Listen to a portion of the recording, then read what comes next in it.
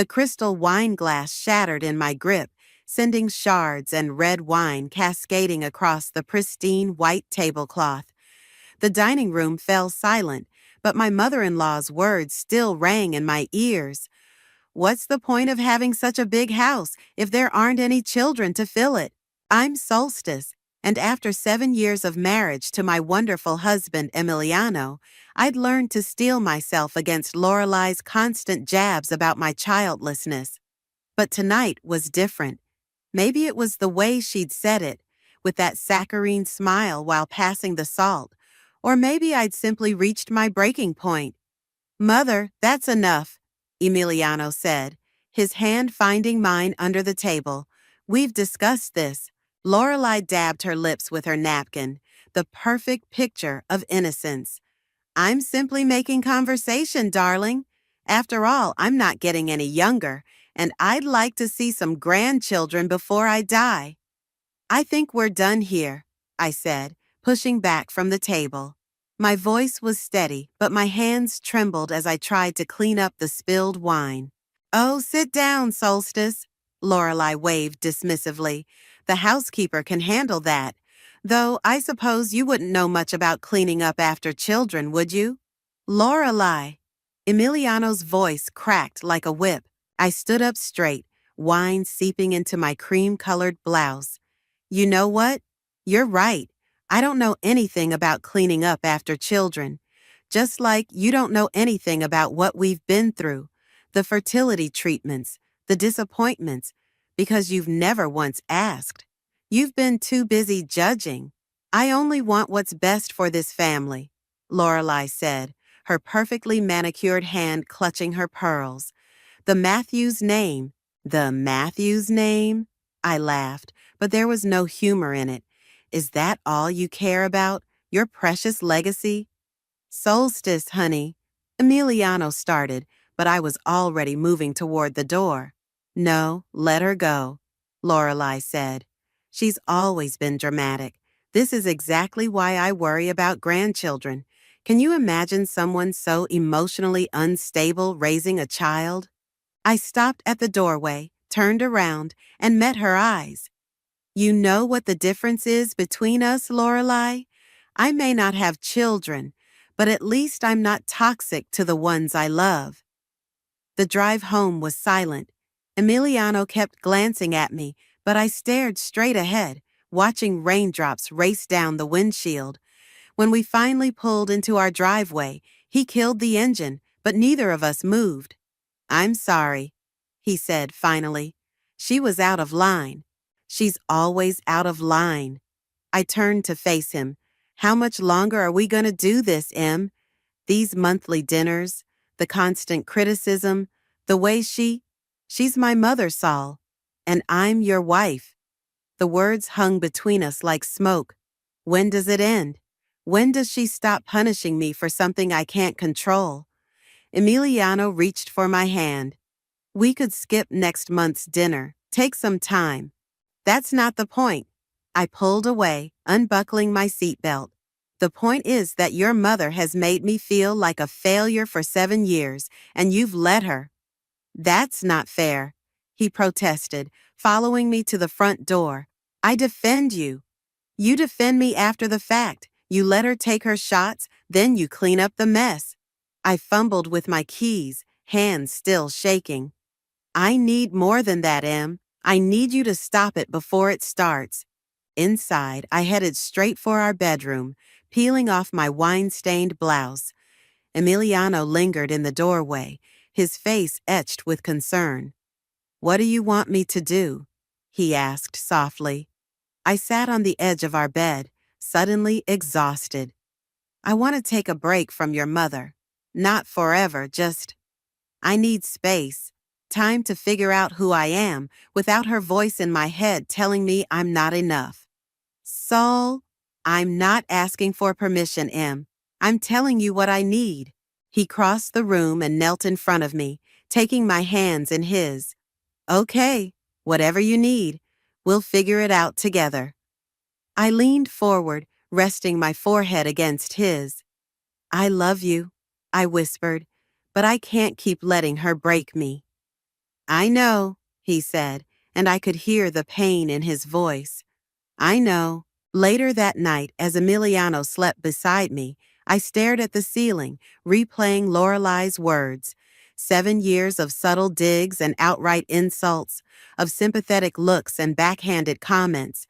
7 years of trying to be the perfect daughter-in-law, only to be found wanting. Something had to change. And if Lorelei wouldn't change, then I would. 3 months after the wine incident, I found myself standing in front of a room full of young women at the local community center, my heart racing but my voice steady. Architecture isn't just about designing buildings, I said, gesturing to the blueprints displayed behind me. It's about creating spaces where people can thrive. My friend Valerie had convinced me to give this talk as part of her women's mentorship program. Initially, I'd resisted, but now, looking at these eager faces, something clicked into place. A young woman in the back raised her hand. How did you deal with being one of the few women in your field? By refusing to apologize for taking up space, I answered, thinking of Lorelei, and by finding mentors who believed in me. After the presentation, while packing up my materials, a woman approached me. She couldn't have been more than 28, with determined eyes and a portfolio clutched to her chest. I'm Remington, she said. Your talk really resonated with me. I'm trying to break into architectural design, but it feels impossible without connections. I smiled, remembering my own struggles. Nothing's impossible. Show me what you've got. She spread her sketches across the table, and I was immediately impressed by her innovative designs. We spent the next hour discussing her work, and I found myself energized by her passion. Listen, I said, scribbling my email on a sticky note. I'm looking for an intern at my firm. If you're interested. Are you serious? Her eyes lit up. I would love that. That evening, I met Valerie for drinks, still buzzing from the day's events. Look at you, she said, sliding into the booth. I haven't seen you this animated in months. It felt good, I admitted, stirring my martini. Really good, like I was finally doing something meaningful. As opposed to trying to please your monster-in-law? I laughed. I haven't seen Lorelei since that night. Emiliano goes to dinner alone now. And how's that working out? Better than I expected. He was resistant at first, but I shrugged. It's given me space to focus on myself. About time, Valerie said, raising her glass, to taking up space. The next few weeks flew by. Remington proved to be an exceptional intern, soaking up knowledge like a sponge. I found myself looking forward to our mentoring sessions, sharing not just architectural knowledge, but life lessons as well. One afternoon, while reviewing a project, she asked, "How do you balance work and family?" I don't have children, I said, the words coming easier than they used to. But I've learned that family comes in many forms. Like this? She gestured between us with a smile. Exactly like this. That evening, I walked into my home office to find Emiliano waiting for me. You seem different lately, he said, perching on my desk. Happier. I am. I showed him Remington's latest designs. Look at what my intern's working on. She's brilliant. You're good with her, he observed.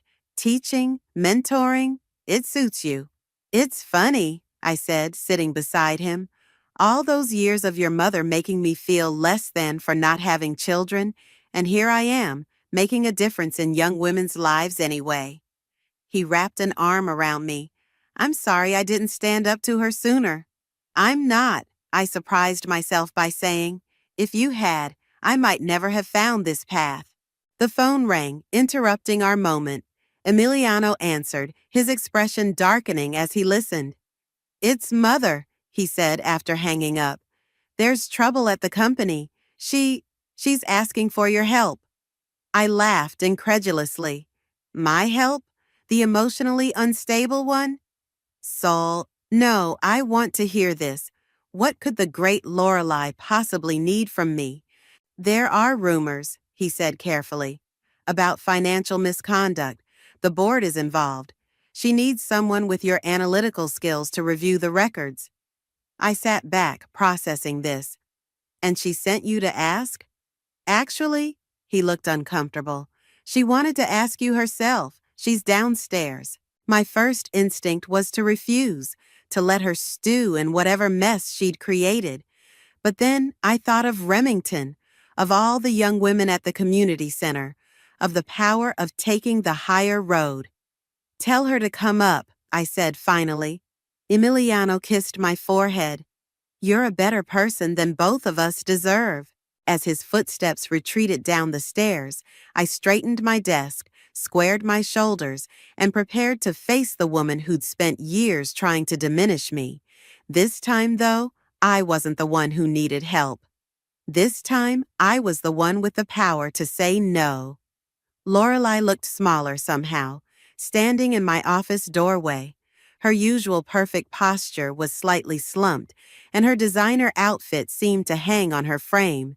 Solstice, she said, her voice lacking its usual authority. Thank you for seeing me. I gestured to the chair across from my desk. Would you like some tea?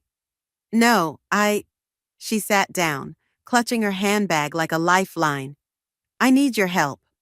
So, I've heard. I kept my voice neutral.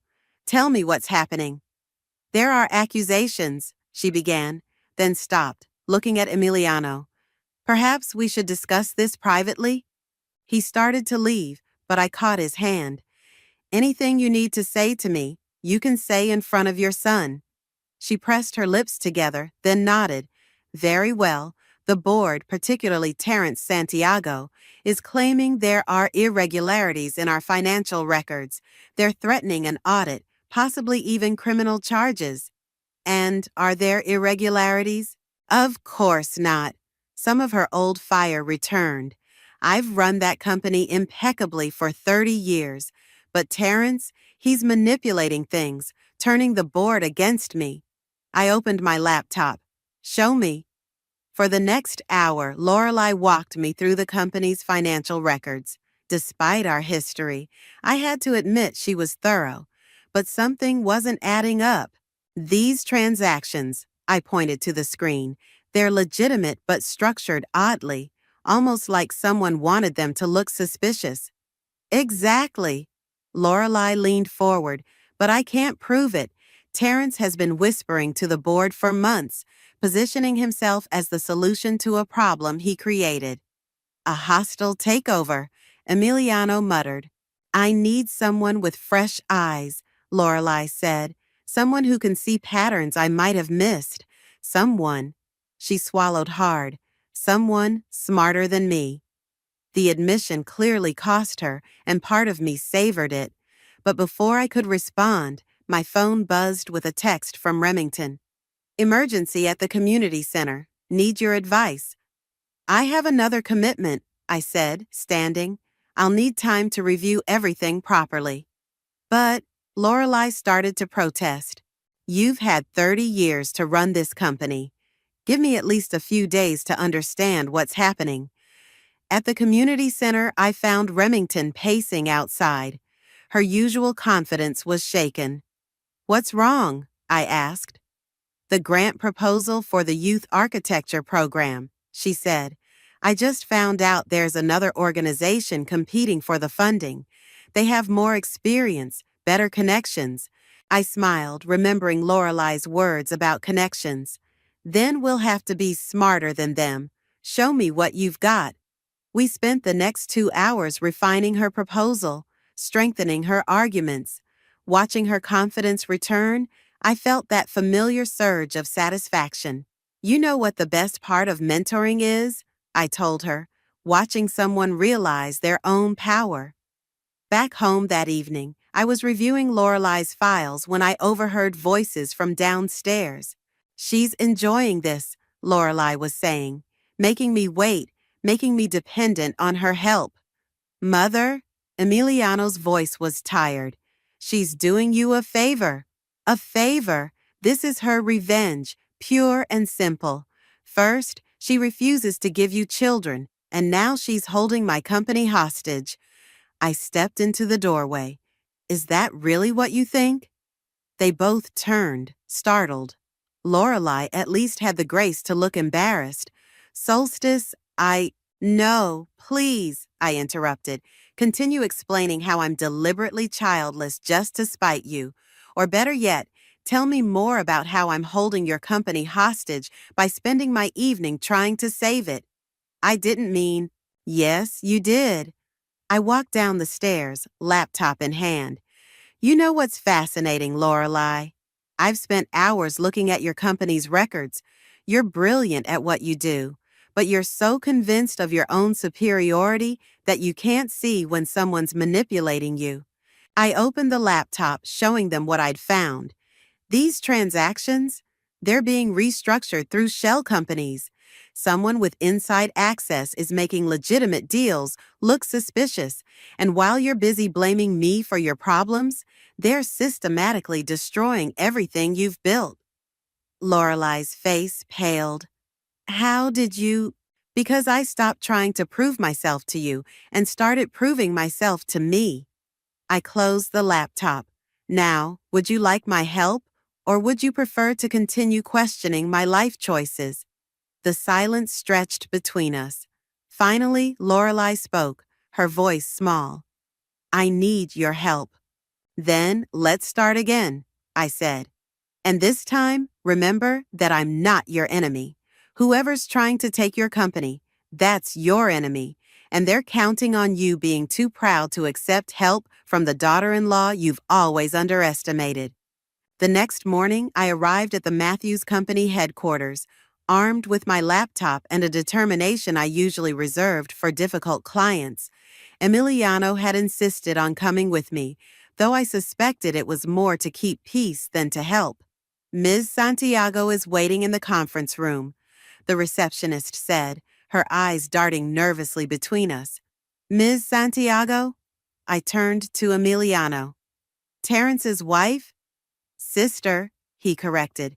Diana, she's the company's legal counsel. The conference room was all glass and steel, with views of the city skyline. Diana Santiago sat at the head of the table, every bit as polished as Lorelei, but with a predatory edge. Mrs. Matthews, she smiled, not warmly. I wasn't aware you were involving family in this matter. Solstice is a forensic architect, Lorelei said, entering behind us. She specializes in analyzing structural and financial patterns. I hid my surprise at her defense of me. Shall we begin? For the next hour, I presented my findings, watching Diana's face carefully. Her expression remained neutral, but her fingers tapped an increasingly agitated rhythm on the table. These accusations against my brother are serious, she said finally. They're not accusations, I corrected. They're patterns. Would you like to explain why your brother's signature appears on documents redirecting company funds through 3 separate shell corporations? I'm sure there's a perfectly reasonable. My phone buzzed. A text from Remington. One presentation. They loved it. Drinks to celebrate. I smiled briefly before returning to the matter at hand. The board meeting is tomorrow. You have until then to get ahead of this. Is that a threat? Diana stood. No, it's a courtesy, because the next people to see these documents will be the SEC. After Diana stormed out, Lorelei turned to me. You didn't tell me you had proof of Terrence's involvement. I didn't until last night. Your company's cybersecurity needs work. Sol, Emiliana warned. It's fine, Lorelei said. She's right. She paused, straightening her jacket. Thank you, Solstice. I know you didn't have to help. Before I could respond, my phone buzzed again. This time, it was Valerie. Emergency at the center. That grant money, there's a problem. I have to go, I said, gathering my things. The board meets at 10 tomorrow. Be ready. At the community center, I found Valerie and Remington looking devastated. They're trying to pull the funding, Remington explained. Someone filed a complaint about our program, saying we lack the necessary experience. Let me guess, I said, a suspicion forming. Was it the Santiago Foundation? Their surprised looks confirmed it. I pulled out my phone and dialed Emiliano. Remember how I said Terrence's reach seemed too wide? Check if his foundation has any connection to the community center's board. That evening, I spread everything out on our dining room table: company documents, grant proposals, board member lists. Emiliano brought me coffee and watched me work. You know, he said, Mother always said you were too focused on your career. But watching you these past few days, this is who you are, isn't it? Someone who fights for what matters. I learned from the best. I smiled wryly. Your mother taught me exactly how not to treat people. The doorbell rang.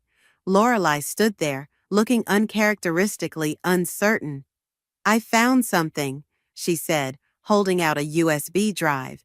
After what you said about cybersecurity, I had IT do a deep dive.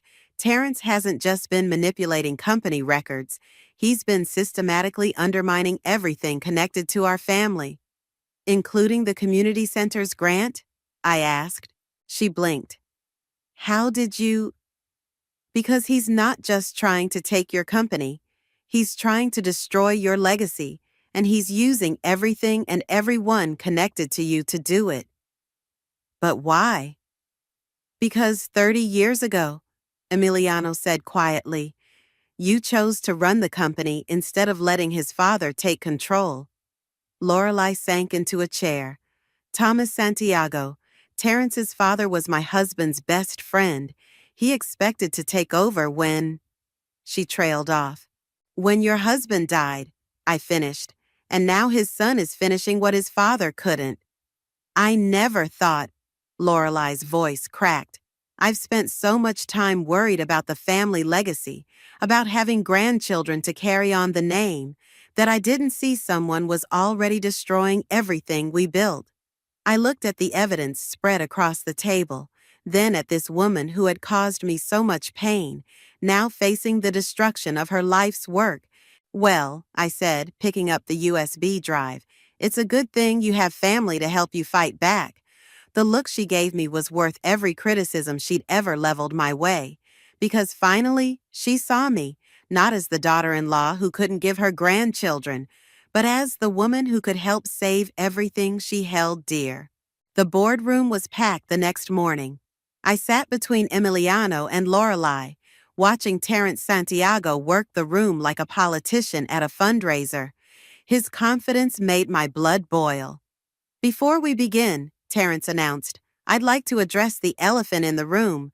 Why is Mrs. Matthews' daughter-in-law present at this meeting? Because I invited her. Lorelei stood, her voice steady, and because she's about to show you exactly why. I connected my laptop to the projector, pulling up the first set of documents. Over the past 6 months, someone has been systematically manipulating this company's financial records. Yes, Terrence interrupted. That's why we're here, the irregularities in Lorelei's. Let me finish, I said, clicking to the next slide. These transactions were deliberately restructured to appear suspicious, but the real fraud isn't in the transactions themselves, it's in who was accessing them. The room grew quiet as I displayed the access logs, timestamps, and IP addresses. Mr. Santiago, I turned to face him. Would you like to explain why you were accessing these files at 3 a.m. from your home computer? His smile faltered slightly. I was doing my due diligence. By creating shell companies? I clicked again, showing the incorporation documents. Or by using those companies to funnel money away from the community programs this company supports. Diana Santiago stood up. This is ridiculous. You have no proof. Actually, Lorelei interjected, we have every proof, including your brother's attempts to sabotage the community center's grant programs through your family foundation. The board members began murmuring among themselves. I could see the moment Terrence realized he was losing control. This is a witch hunt, he declared. You're trying to distract from your own mismanagement. No, a quiet voice said from the doorway. Everyone turned to see Remington standing there, holding a thick folder. They're exposing yours. Who is this? Terrence demanded. This is Remington, I said, the program director whose grant you tried to kill. Would you like to explain to the board why you've been targeting community programs that help young women enter male-dominated fields? I don't have to explain anything to. Actually, one of the board members spoke up. You do, because if these allegations are true, you've violated at least 6 different corporate governance policies. The next hour was a blur of accusations, denials, and finally, confessions. When Terrence realized the evidence against him was overwhelming, he tried to blame Diana. She, in turn, produced emails proving he'd orchestrated everything. By the time security escorted them out, Lorelei looked both exhausted and triumphant. I never thought he hated me that much, she said quietly as the board members filed out. All these years, carrying his father's grudge. Sometimes the people closest to us can be our biggest blind spots, I replied, thinking of our own relationship. Later that afternoon, I met Remington at the community center. The grant money had been restored, with additional funding as a goodwill gesture from the board. You were amazing, she said, hugging me. The way you handled everything, I want to be like you when I grow up. I laughed. You're already amazing. You just needed someone to remind you. Like you needed someone to remind you? She raised an eyebrow. Your mother-in-law isn't the only one who's been watching and learning these past few weeks. Before I could respond, Lorelei appeared in the doorway. She looked uncertain, the expression I'd never seen on her face before. May I come in? She asked. Remington squeezed my hand and slipped out, leaving us alone. I've been watching you, Lorelei said, walking around the room, examining the students' architectural models. The way you mentor these young women, the way you fought for what's right. I was wrong about you, Solstice. Which part? I couldn't help asking. The part where I'm emotionally unstable, or the part where I'm not enough for your son? She flinched. All of it. I was so focused on what I thought family should look like that I couldn't see the family you were actually building. These young women, they look at you the way I always hoped my grandchildren would look at me. They're not replacements for children, I said firmly. They're their own people with their own dreams. I just help them achieve them. I know, she nodded. That's what makes you special. You don't need someone to carry on your legacy because you're building it every day with every life you touch. She paused, including mine.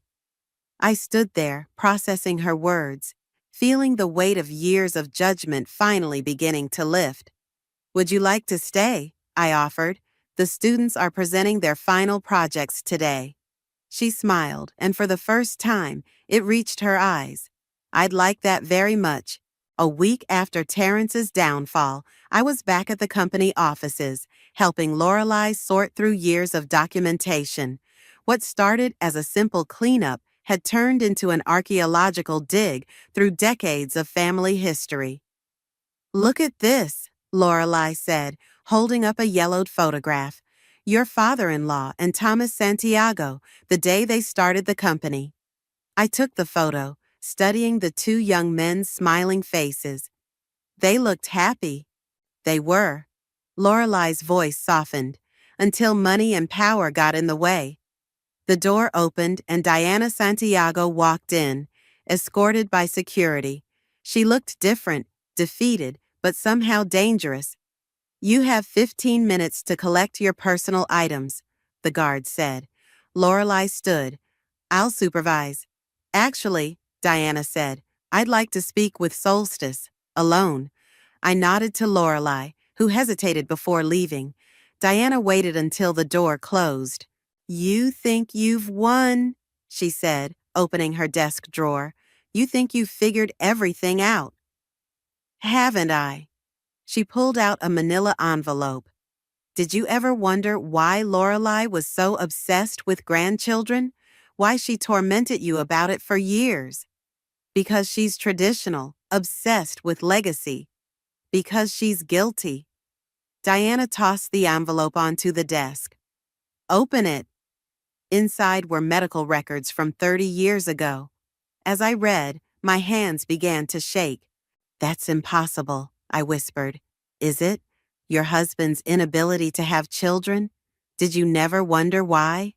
I stared at the documents. They showed that Emiliano had been exposed to harmful chemicals as a child, chemicals from one of the company's early construction projects, a project that Lorelei had approved despite safety concerns. She knew, Diana said softly. She knew her decisions made her own son infertile, and instead of facing that guilt, she spent years blaming you. Why are you showing me this? Because revenge isn't always about winning. She gathered her belongings. Sometimes it's about making sure everyone loses. I sat there long after Diana left, the documents burning a hole in my conscience.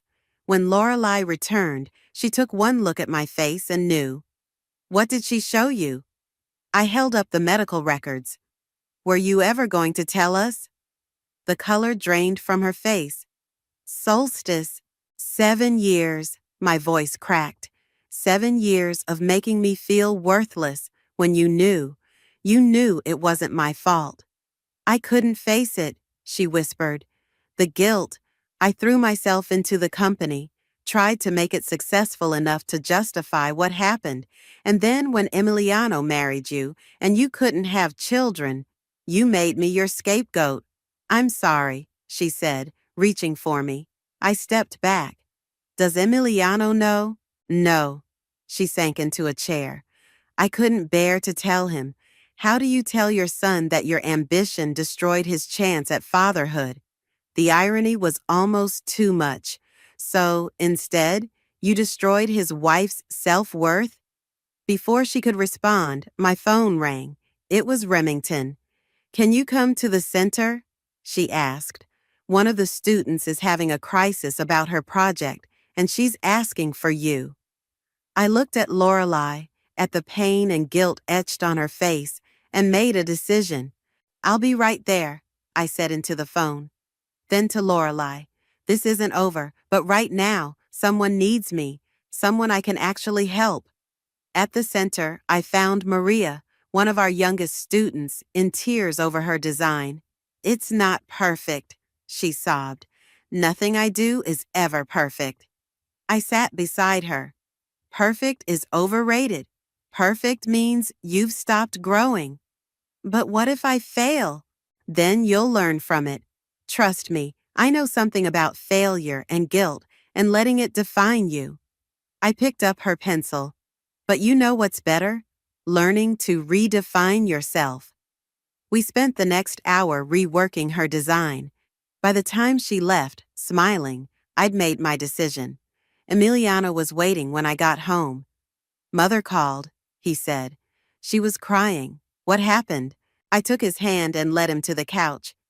There's something you need to know, and after I tell you, we're going to decide together how to move forward. You're scaring me. I'm scared too, I admitted, but we've spent too many years letting fear and guilt control our lives. It's time for the truth. And as I began to tell him everything, I realized that sometimes the greatest act of revenge isn't about making someone suffer. It's about finally breaking free from the pain they caused. Emiliano didn't speak for a long time after I showed him the medical records.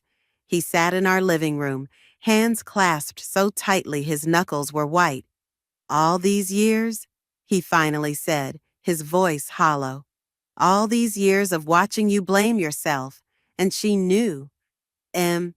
No, he stood abruptly. We're going to see her, now. The drive to Lorelei's house was tense. When she opened the door and saw our faces, she stepped back like she'd been struck. Come in, she said quietly. How could you? Emiliano's voice shook. How could you let Solstice carry that burden alone? I was trying to protect you. By destroying her? He paced the elegant living room. By making her feel like less of a woman? I was wrong, Lorelei whispered. I know that now. Wrong doesn't begin to cover it, I said, pulling out my phone. But this isn't just about us anymore. I showed them the email I'd received that morning from the company's legal team. Diana had sent copies of the medical records to several board members before leaving. They're calling for a full investigation into past safety violations, I explained. This could destroy everything. Let it burn, Emiliano said bitterly. No. I stood up. We're not doing this. We're not letting one terrible decision destroy 3 decades of good work. Solstice, Lorelei started. I'm not finished. Yes, you made an unforgivable choice. Yes, you spent years punishing me for your guilt. But this company also funds programs that help hundreds of young women. I won't let them become collateral damage in our family drama. My phone buzzed. Remington again. The press is here at the center. They're asking about the company's connection to our program. It's starting, Lorelei said, sinking into a chair. No, I replied. It's ending, on our terms. I turned to them both. We're going to hold a press conference. We're going to tell the truth, all of it, and then we're going to announce a new initiative. What initiative? Emiliano asked. A foundation dedicated to workplace safety and supporting families affected by corporate negligence. I looked at Lorelei. Funded by your personal shares in the company. Everything I own? She whispered. Everything you built on that first mistake. It's time to make it right. An hour later, we stood before a crowd of reporters at the community center. Remington and her students lined the back wall, watching silently. 30 years ago, Lorelei began, her voice trembling. I made a decision that prioritized profit over people. That decision had consequences, personal and professional, that I've been running from ever since. She told them everything. The unsafe conditions, the cover-up, the years of displacement guilt. When she finished, I stepped forward. But this isn't just a story about past mistakes, I said. It's about how we choose to move forward. Today, we're announcing the creation of the Future Forward Foundation, dedicated to ensuring no other family faces what ours did. The questions came rapid fire. Mrs. Matthews, are you stepping down? Will there be legal repercussions? How much money is being committed? Everything, Lorelei said firmly. I'm committing everything I have to this foundation. She turned to me, with my daughter-in-law as its director. I hadn't expected that. Neither had Emiliano, judging by his sharp intake of breath. Why? I asked her quietly, away from the microphones. Because you're the only one who saw past revenge to something better. She smiled sadly. You're the leader I should have been. After the press conference, Remington approached with tears in her eyes. That was incredible, she said. The way you turned pain into purpose. This is going to help so many people. It will, I agreed, watching Lorelei speak with some of the students. Sometimes the best revenge isn't getting even, it's getting better. Emiliano wrapped his arm around me. You amazed me today, both of you. We have a lot to work through, I reminded him. We do, but we'll do it together. He kissed my temple. And maybe we can look into adoption, if you want. Start our own kind of family. I already have a family, I said, watching Remington show Lorelei her latest designs. It just looks different than we expected. The reporters had mostly left when Lorelei approached us one last time. I don't deserve your forgiveness, she said. No, I agreed, but you can earn our respect, starting now. She nodded, understanding the difference. As she walked away, Emiliano squeezed my hand. Ready to go home? He asked. I looked around at the center, at the students, at the future we were building from the ashes of the past. I am home, I said. And for the first time in years, I finally feel worthy of it. The autumn breeze carried the sound of laughter through the community center's open windows as I watched Lorelei critique student presentations. Her silver hair caught the sunlight as she leaned over a design table, pointing out details with the same precision she once used to find fault in me. The Foundation's first round of grants goes out tomorrow, Emiliano said, joining me at the window. 20 families affected by workplace accidents, all getting full support for medical care and education. I saw the list, I nodded. Did you notice the first name? Thomas Santiago's grandson. I thought that was fitting. The door opened and Remington burst in, waving a paper. We got it! The city approved our expansion plans. Show me, I said, clearing space on my desk. She spread out the blueprints, our vision for transforming the community center into a full-fledged technical institute for women. Look at these sight lines, Lorelei said, joining us. The natural light will be perfect for the design studios. That was Solstice's idea. Remington beamed. She insisted on making sure every workspace felt inspiring. My phone buzzed, a text from Deanna. You were right, about everything. Thank you for showing me a better way forward. Speaking of moving forward, Emiliano said, pulling out an envelope. These came this morning, our approval papers from the adoption agency. My hands trembled as I opened them. We're officially approved as foster parents and potential adoptive parents, he smiled. Though something tells me our definition of family will keep expanding whether we plan it or not. As if on cue, Maria, our youngest student, poked her head in. Ms. Solstice, can you help me with something? Of course, I turned to the others. Excuse me. Go, Lorelei said softly. This is what you were meant to do. I found Maria in the workshop, struggling with a complex model structure.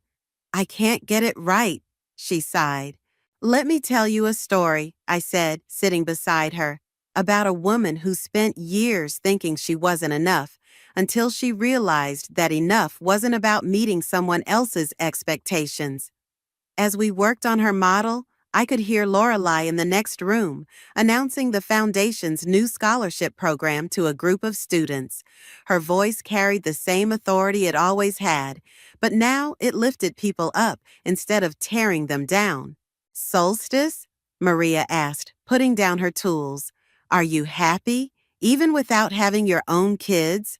I looked around at the center, at Remington mentoring younger students, at Emiliano reviewing adoption papers, at Lorelei finally using her power to heal rather than hurt.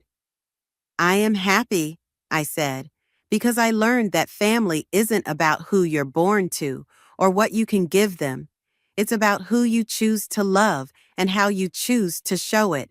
The end-of-day bell rang, and students began gathering their things. Lorelei approached as Maria packed up. I've been thinking, she said, about what you said about turning pain into purpose. And I'd like to start a support group for parents who've had to face hard truths about how their choices affected their children. If you think that would be appropriate. I studied her face, the new humility there, the genuine desire to help. I think that would be perfect. Emiliano appeared with our coats. Ready for dinner? Valerie's waiting at the restaurant to celebrate the adoption approval. Just a minute, I said, walking to the window. The setting sun painted the city in shades of gold, and below, I could see our students heading home, carrying their dreams and portfolios and blueprints. You know, Lorelei said, joining me, I spent so many years focused on what our family should look like that I missed what it could be. Thank you for showing me a different way. Thank you for being willing to learn, I replied. The Foundation Board meeting is tomorrow, she continued. They want to discuss expanding our programs nationwide. Good, I smiled, because I have some ideas about that. As we left the center, Emiliano took my hand. You've built something amazing here. We all did, I corrected him. Sometimes the strongest foundations are built on repaired cracks. Outside, Maria was waiting for her mother, showing off her finished model. Remington was explaining the scholarship program to a new student. Lorelei was already making notes about tomorrow's meeting.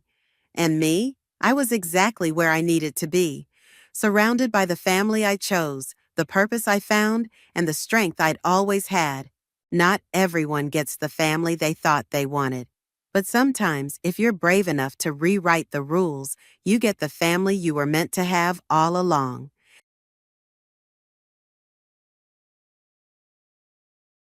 Hi, I'm Anna. I've been with Rob for quite a while now. We met in college, got married soon after, and have been together for 15 years. Life with Rob was generally peaceful.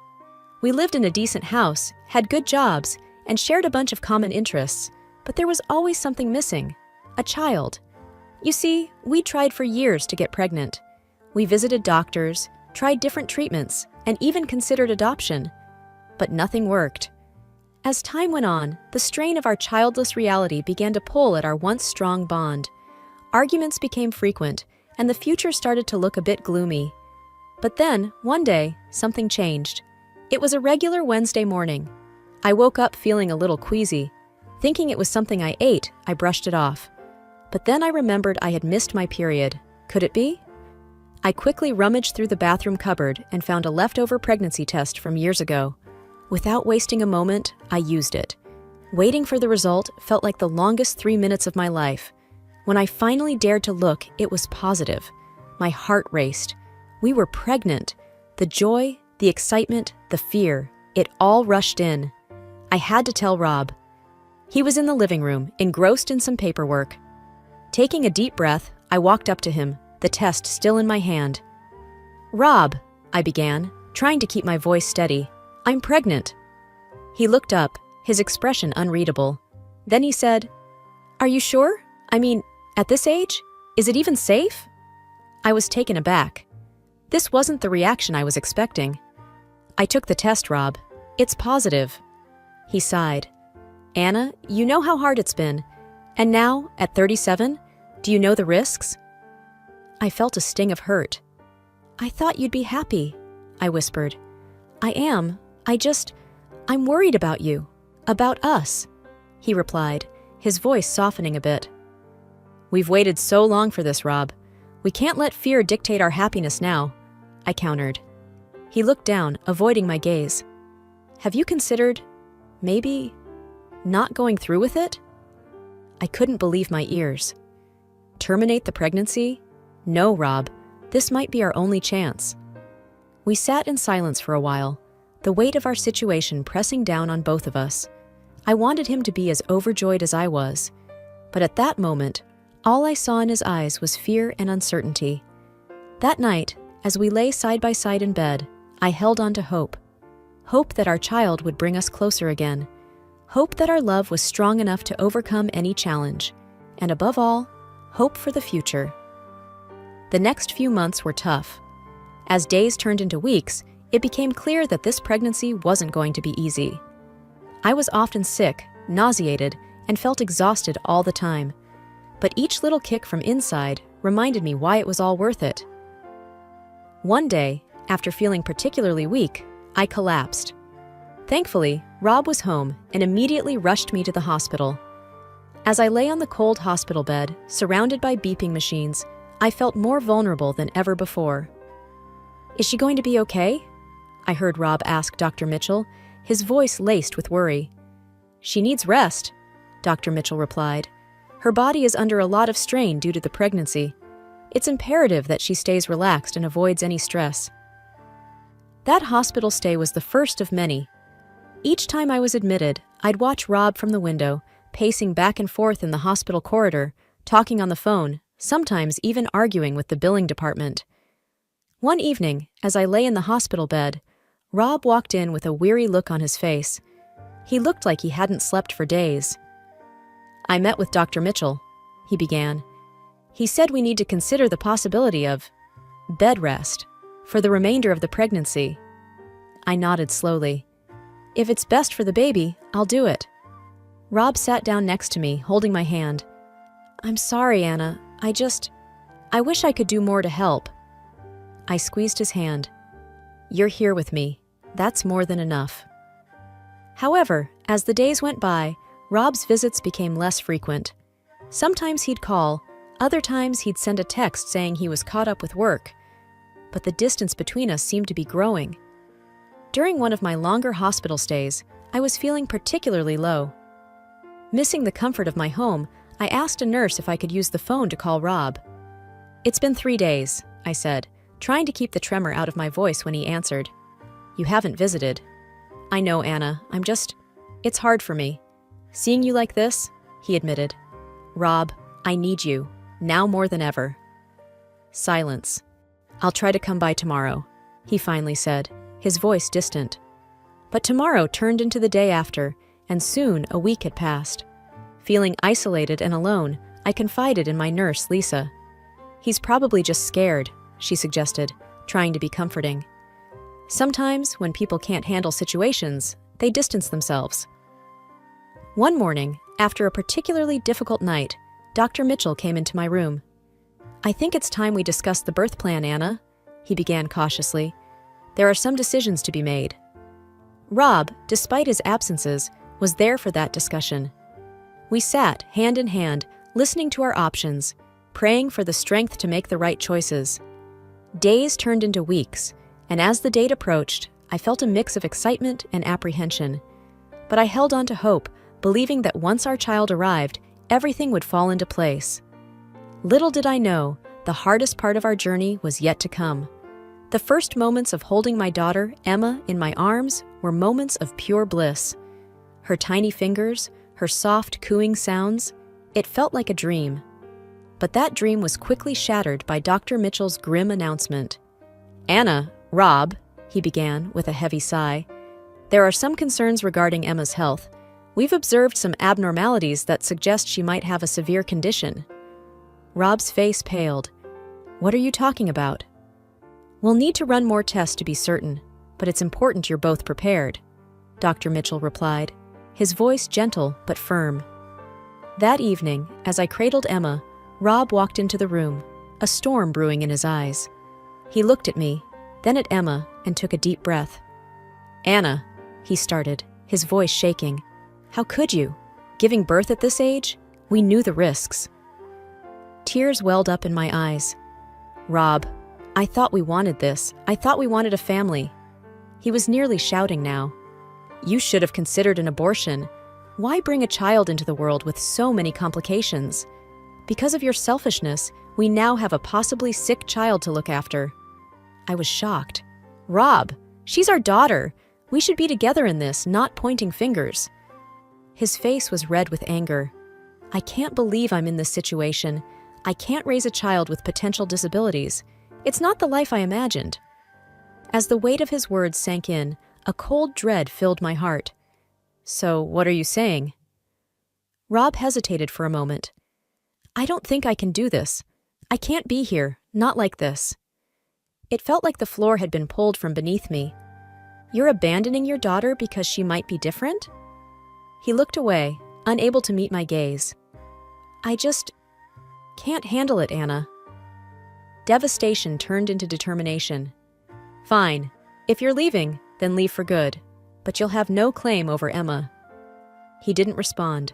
Instead, he turned and walked away, leaving me with our newborn daughter, grappling with the uncertainty of our future. Asterisk, asterisk. The first few weeks after Rob left were the hardest. The house felt empty, the silence was deafening, and the reality of being a single mother weighed heavily on me. But every time I looked into Emma's big, innocent eyes, I felt a surge of determination. I was going to make sure she had the best life possible, no matter what it took. My sister Linda was a godsend during this time. She came over often, helping with household chores and looking after Emma so I could rest. One evening, as I was feeding Emma, Linda walked in, holding 2 mugs of hot cocoa. "Anna," she began gently, "you need to think about the future. Have you considered finding a place of your own?" I sighed, looking around the home that held so many memories. "I've thought about it, but the thought of leaving this place, it's just hard." Linda took my hand. "I know, but think about Emma. This house will always remind you of Rob and everything that happened. You both deserve a fresh start." She was right. I needed to let go of the past and focus on building a new life for Emma and me. The search for a new place wasn't easy. With my limited savings and no job, options were limited. But then, one day, Linda called me excitedly. "Anna, you won't believe what I found. There's a small house for rent in my neighborhood. It's perfect for you and Emma." I went to see the house the very next day. It was a cozy 2-bedroom place with a small garden in the back. The landlord, Mrs. Peterson, was a kind, elderly lady who lived next door. "Linda speaks very highly of you," Mrs. Peterson said, smiling warmly. "The place is yours if you want it." I felt tears of gratitude welling up. "Thank you, Mrs. Peterson. This means so much to me." Moving in was hectic, but with Linda's help, we managed. As I set up Emma's room, filling it with toys and her tiny clothes, a sense of peace washed over me. This was our home, our sanctuary. Linda popped her head into the room. "How's it going in here?" I smiled, hugging Emma close. "It's perfect. I can't thank you enough." She hugged us both. "That's what family is for. You're not alone in this, Anna. Remember that." Days turned into weeks, and life began to settle into a new routine. Morning walks with Emma, visits to the local park, and coffee dates with Linda became our new normal. One day, as Emma and I were playing in the garden, Mrs. Peterson walked over, holding a tray of freshly baked cookies. "Thought you two could use a treat," she said, smiling. I smiled back, taking a cookie. "Thank you, Mrs. Peterson. It's delicious." She chuckled. "Call me Ellie. Feels strange being called Mrs. Peterson by my new neighbor." We chatted as Emma giggled and played. Ellie shared stories of her own children, offering advice and wisdom. I felt a connection, a sense of community that had been missing for so long. As the days went by, the pain of the past began to fade. With the support of my sister and new friends like Ellie, I realized that while one chapter of my life had closed, another, even more beautiful one, was just beginning. Emma's first birthday was just around the corner, and I was deep in preparations. Ellie and Linda offered their assistance, suggesting ideas for decorations and games. As the day drew nearer, I found myself reflecting on the whirlwind of the past year. My baby girl, Emma, was blossoming into a bubbly, inquisitive child, her laughter a constant source of joy. One afternoon, as I was laying Emma down for her nap, the phone rang. The sound was sharp and unexpected. "Hello?" "Hello, Anna," came the familiar voice. It was Dr. Mitchell. I felt a twinge of anxiety. "Dr. Mitchell, is there a problem?" He hesitated, which only deepened my concern. "Anna, I need you to come to the hospital. There's something about Emma we need to discuss." I felt my heart in my throat. "Is she okay?" His voice was thick with regret. "Please come in. We need to talk face to face." Linda agreed to watch Emma while I rushed to the hospital. The drive felt much longer than it was, my mind racing with worst-case scenarios. Dr. Mitchell greeted me in his office, his usually calm face lined with worry. "Anna, I'm so sorry to call you in this way." My patience was thinning. "What's going on?" Taking a deep breath, he began. "There's been a grave error. The initial tests we ran on Emma after her birth got mixed up with another baby's." My confusion grew. "Meaning?" He met my gaze, his eyes filled with regret. "Emma is healthy, Anna. She doesn't have any medical condition. I can't express how deeply sorry I am." The weight of his words hit me hard. "You mean to tell me I've lived this past year under false assumptions? My life turned upside down because of this?" His voice was barely above a whisper.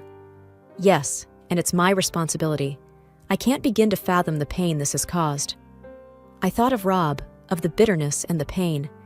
This mistake, it's shattered my life. Dr. Mitchell looked defeated. "I know words can't change the past, but I'll do everything I can to make it right." I took a moment to collect my thoughts. I need time to process this. Driving home, a mix of relief and fury consumed me. Yet, seeing Emma's joyful face as I walked in grounded me. She was my world, and she was okay.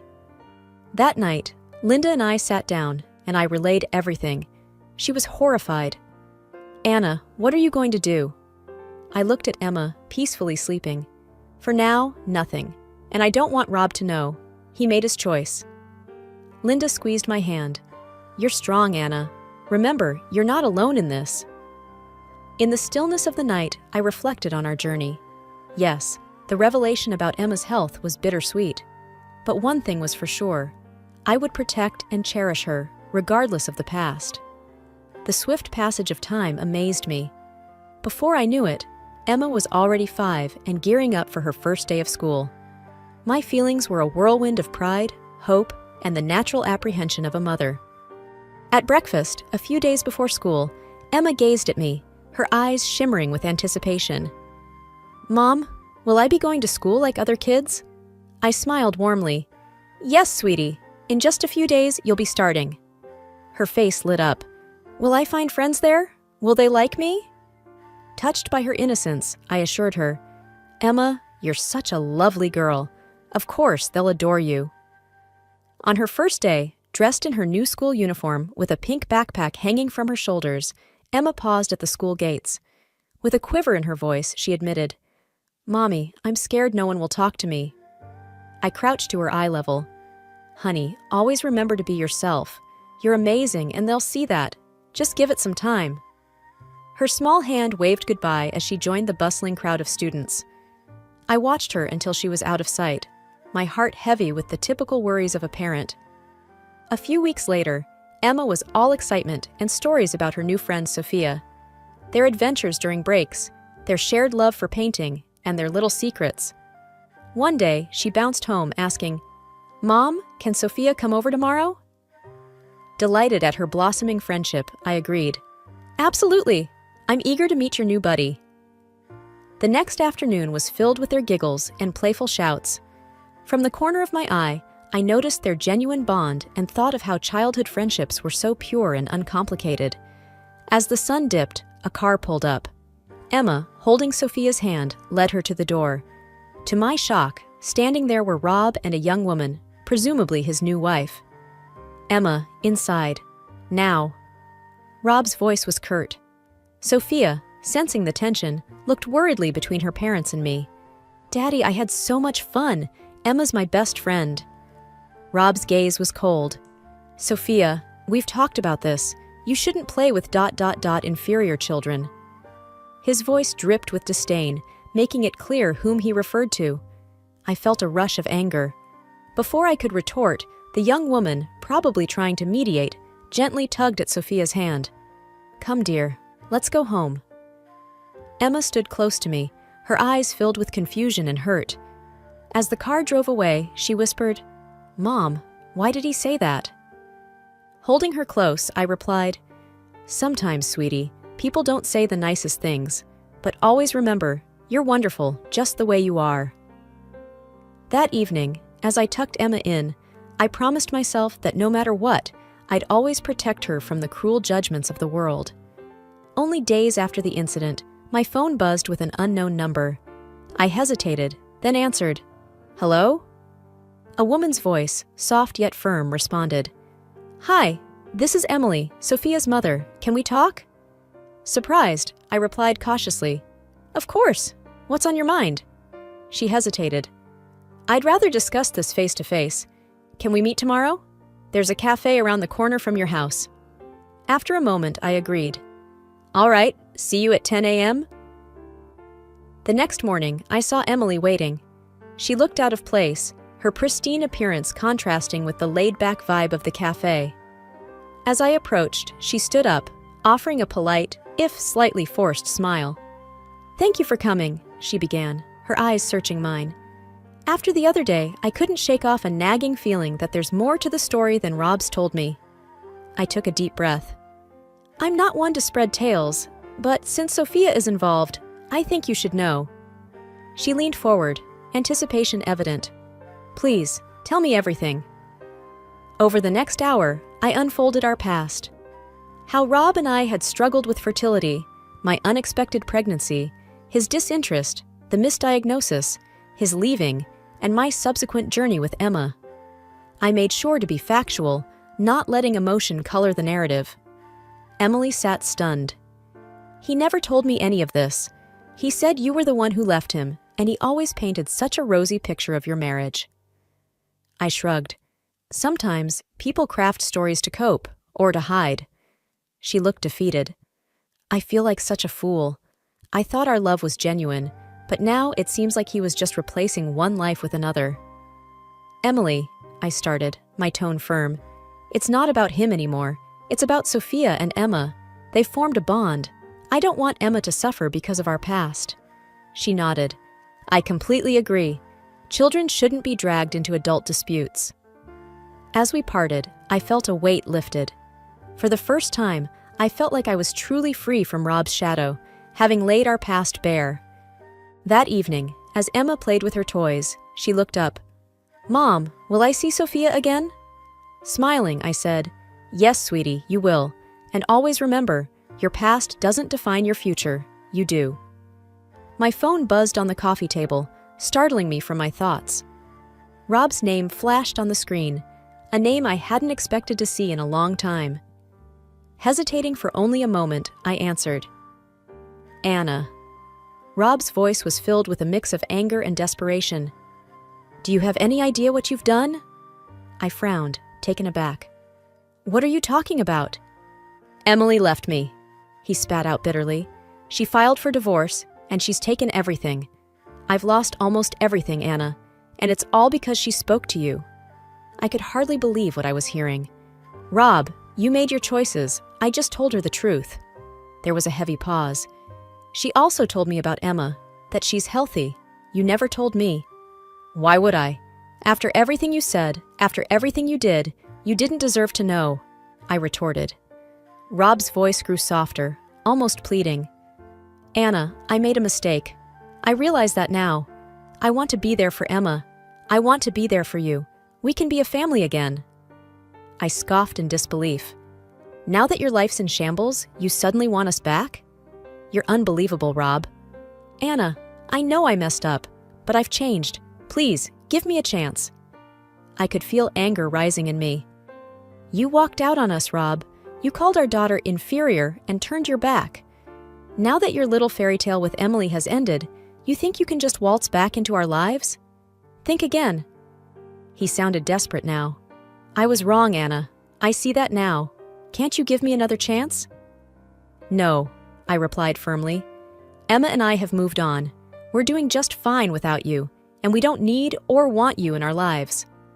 But Anna... It's over, Rob. Goodbye. I ended the call, my heart racing. I took a deep breath, letting the emotions wash over me. Emma and I had each other, and that was all that mattered. I wouldn't let Rob's selfishness disrupt our peace. Whatever challenges lay ahead, we'd face them together.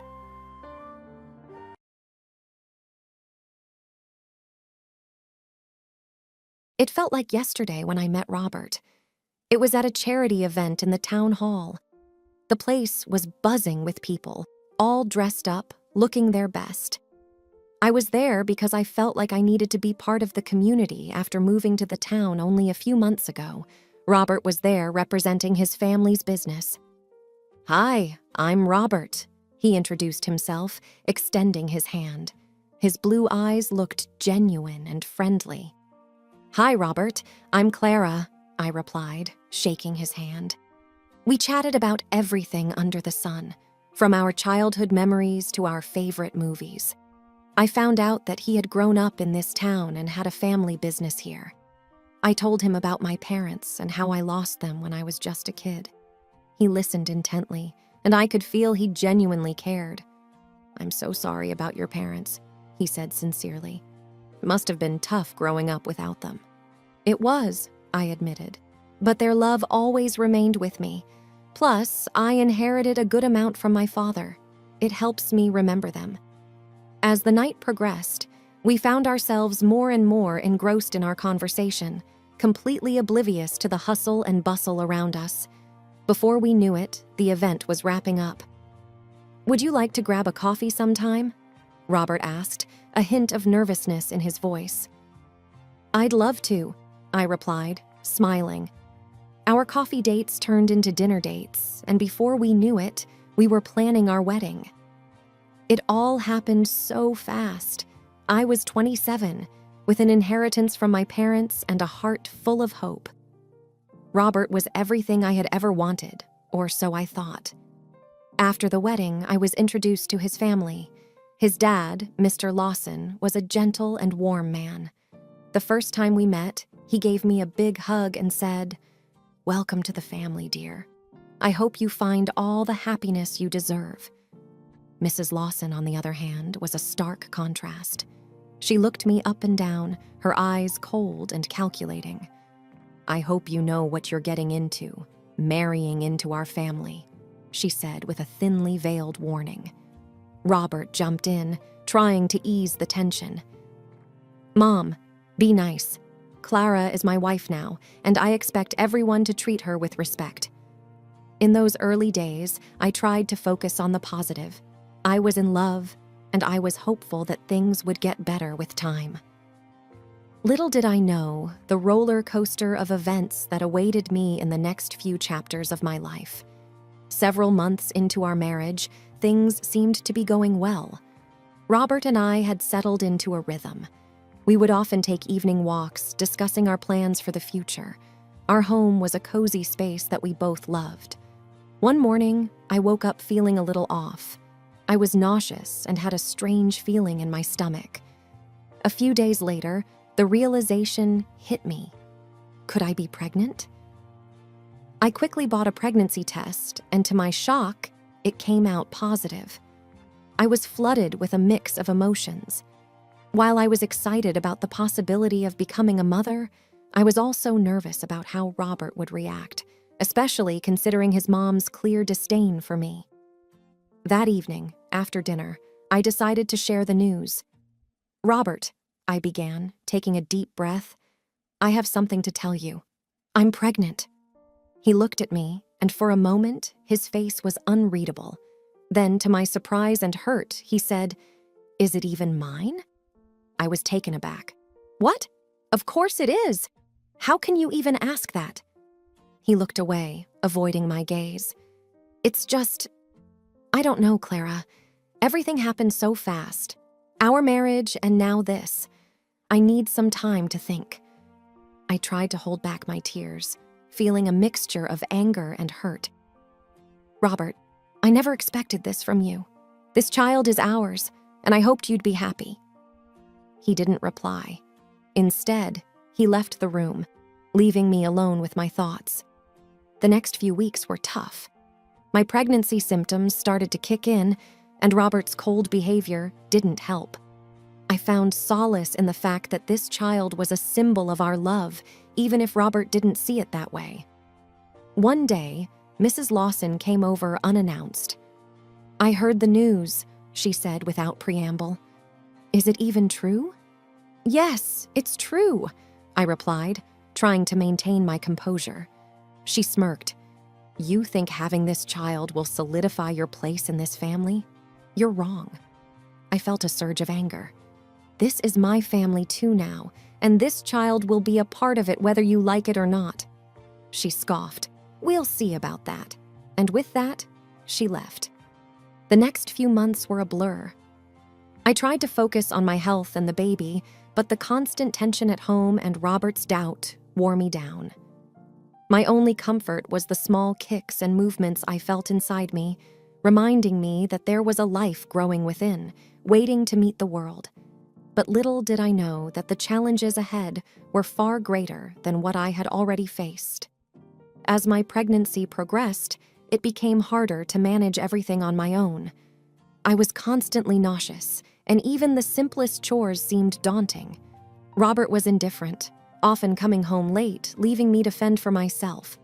That's when he made the proposal I'd come to regret. "Clara," he began one evening, "I've been thinking. Since you're finding it hard to manage things here, and my parents' house is much bigger with help available, maybe we should move there for a while, until the baby arrives." I was hesitant. Mrs. Lawson's attitude towards me was clear, but at the same time, I felt weak and overwhelmed. "I don't know, Robert. Your mom hasn't exactly been welcoming." He looked at me, trying to reassure. "It's a big house, Clara. We won't even cross paths much. And Dad will be there. You know he likes you." In my vulnerable state, I agreed, thinking it might be for the best. Moving into the Lawsons' residence was an eye-opener. It was a grand house, reflecting the years of prosperity the family enjoyed. But with its grandeur came coldness. The vast hallways echoed with silence. The huge rooms felt devoid of warmth. The only solace came from Mr. Lawson. "Welcome, Clara," he said with a kind smile, giving me a comforting pat on the back. "Don't worry about anything here. Consider this place your home." But the peace was short-lived. Mrs. Lawson's digs and snide remarks were a daily ordeal. She would comment on everything, from the food I ate to the clothes I wore. One day, when I was in the kitchen trying to make myself a sandwich, she walked in, her eyes scanning me up and down. "You sure you should be eating that?" she commented, looking at the sandwich. I took a deep breath. "I think I know what's best for me and my baby," she smirked.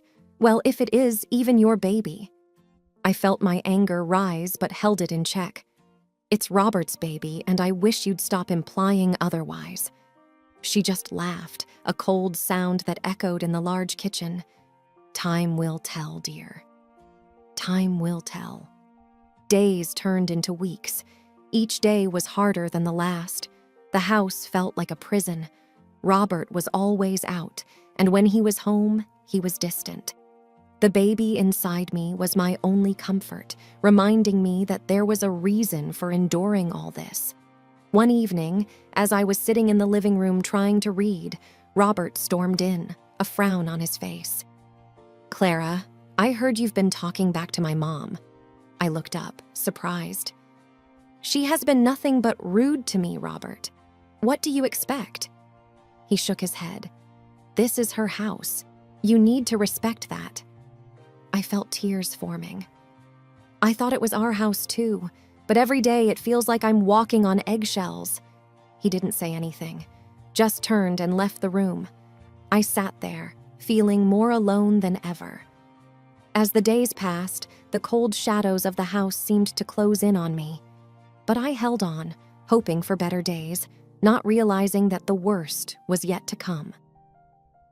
Fall had settled in, and the leaves outside had started their gradual transformation to a vibrant mix of red and gold. The wind carried with it a sharp chill, heralding the coming winter. But inside the house, the atmosphere was even colder. One evening, after a particularly tiring day, the baby wouldn't stop crying. He was restless, and I tried every trick in the book to calm him down. Mrs. Lawson, evidently irritated by the cries, barged into the room. "Why can't you keep that child quiet? It's unbearable." Holding my crying son, I replied tiredly, "He's just a baby, Mrs. Lawson. They cry sometimes." She scoffed. "Well, maybe if you were a better mother." "Enough of this," I retorted, fed up. "I'm trying my best here. I don't need your constant criticisms." Her face went scarlet with anger. "You have some nerve talking back to me in my own house." The commotion drew Robert in. "What's going on?" "Your wife seems to think she can disrespect me under my own roof," Mrs. Lawson spat. Robert glanced at me, annoyance evident in his eyes. "Clara, just take the baby to our room." Standing my ground, I replied, "Robert, this is our home too. I won't be bullied into hiding." He took a deep breath, his patience clearly running thin. "Clara, just do as I say." When I didn't move, Mrs. Lawson sneered, "If you can't follow the rules, maybe you should leave." Robert, to my shock, nodded in agreement. "Maybe you should." Stunned, I replied, "You can't be serious." His face hardening, Robert stepped forward. "If you won't go to our room, then maybe you should leave the house." "You're throwing me out?" I asked, voice shaky with disbelief. Robert didn't answer. Instead, he moved closer, took hold of my arm, and began pulling me towards the door. I tried to resist, but he was too strong. Holding our crying baby close, I was dragged out of the house. The door slammed behind me, leaving me and my child in the biting cold of the fall evening. tears streamed down my face, not just from the cold wind, but from the sharp sting of betrayal. My own husband, the man I loved, had just thrown me out of our home. The magnitude of what had just happened weighed heavily on my shoulders as I walked away, holding my child close, trying to shield him from the cold wind. The weight of the night's events pressed heavily on my chest, making each step seem like a monumental effort. My son, sensing my distress, had stopped crying but was whimpering softly. I was at a loss as to where to go. It felt like the world had turned its back on me. Then, a thought struck me. Rachel, my oldest friend, someone who had stood by me during the happiest and saddest times of my life. We'd lost touch recently, primarily because of the tension in my home, but I was sure she'd help. She lived nearby, just a few blocks away. I headed towards her apartment, praying she was home. As I approached the familiar building, memories of our times together flooded my mind. Our college days, the late-night chats, and the countless cups of coffee we'd shared. I reached her door and knocked hesitantly. After what felt like an eternity, the door swung open, revealing a surprised Rachel. "Clara? My God, what happened to you? Why are you here in the middle of the night with the baby?" Choking back tears, I managed, "Rachel, I didn't know where else to go." She immediately pulled me into a tight embrace, murmuring words of comfort. "Come in, come in." Once inside, sitting on her warm couch with a hot cup of tea in hand, I recounted everything. From the tensions with Robert and his mother to the ultimate betrayal that left me on the streets. Rachel listened patiently, her face a mixture of anger and concern. I knew that Robert was changing, but this is unthinkable. I nodded, tears streaming down. He chose them over us, Rach, his own son. Rachel shook her head in disbelief.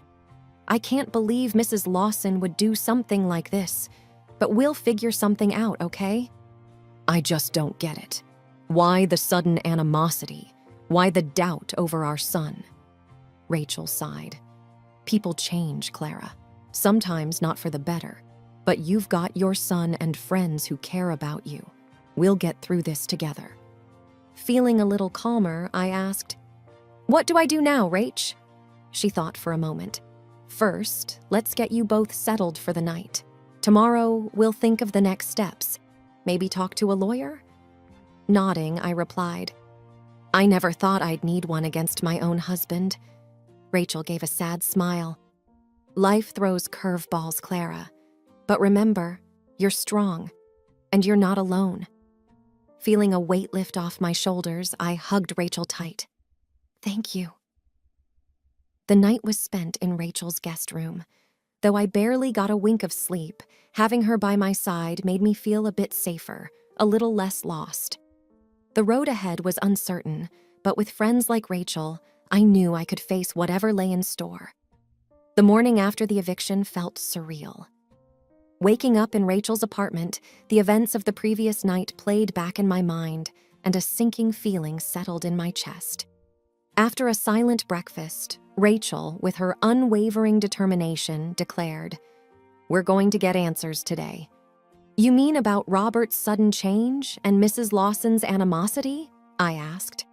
"Exactly," Rachel responded, pulling out her phone. "I have a contact, Paul, a private investigator. He's helped some friends in the past.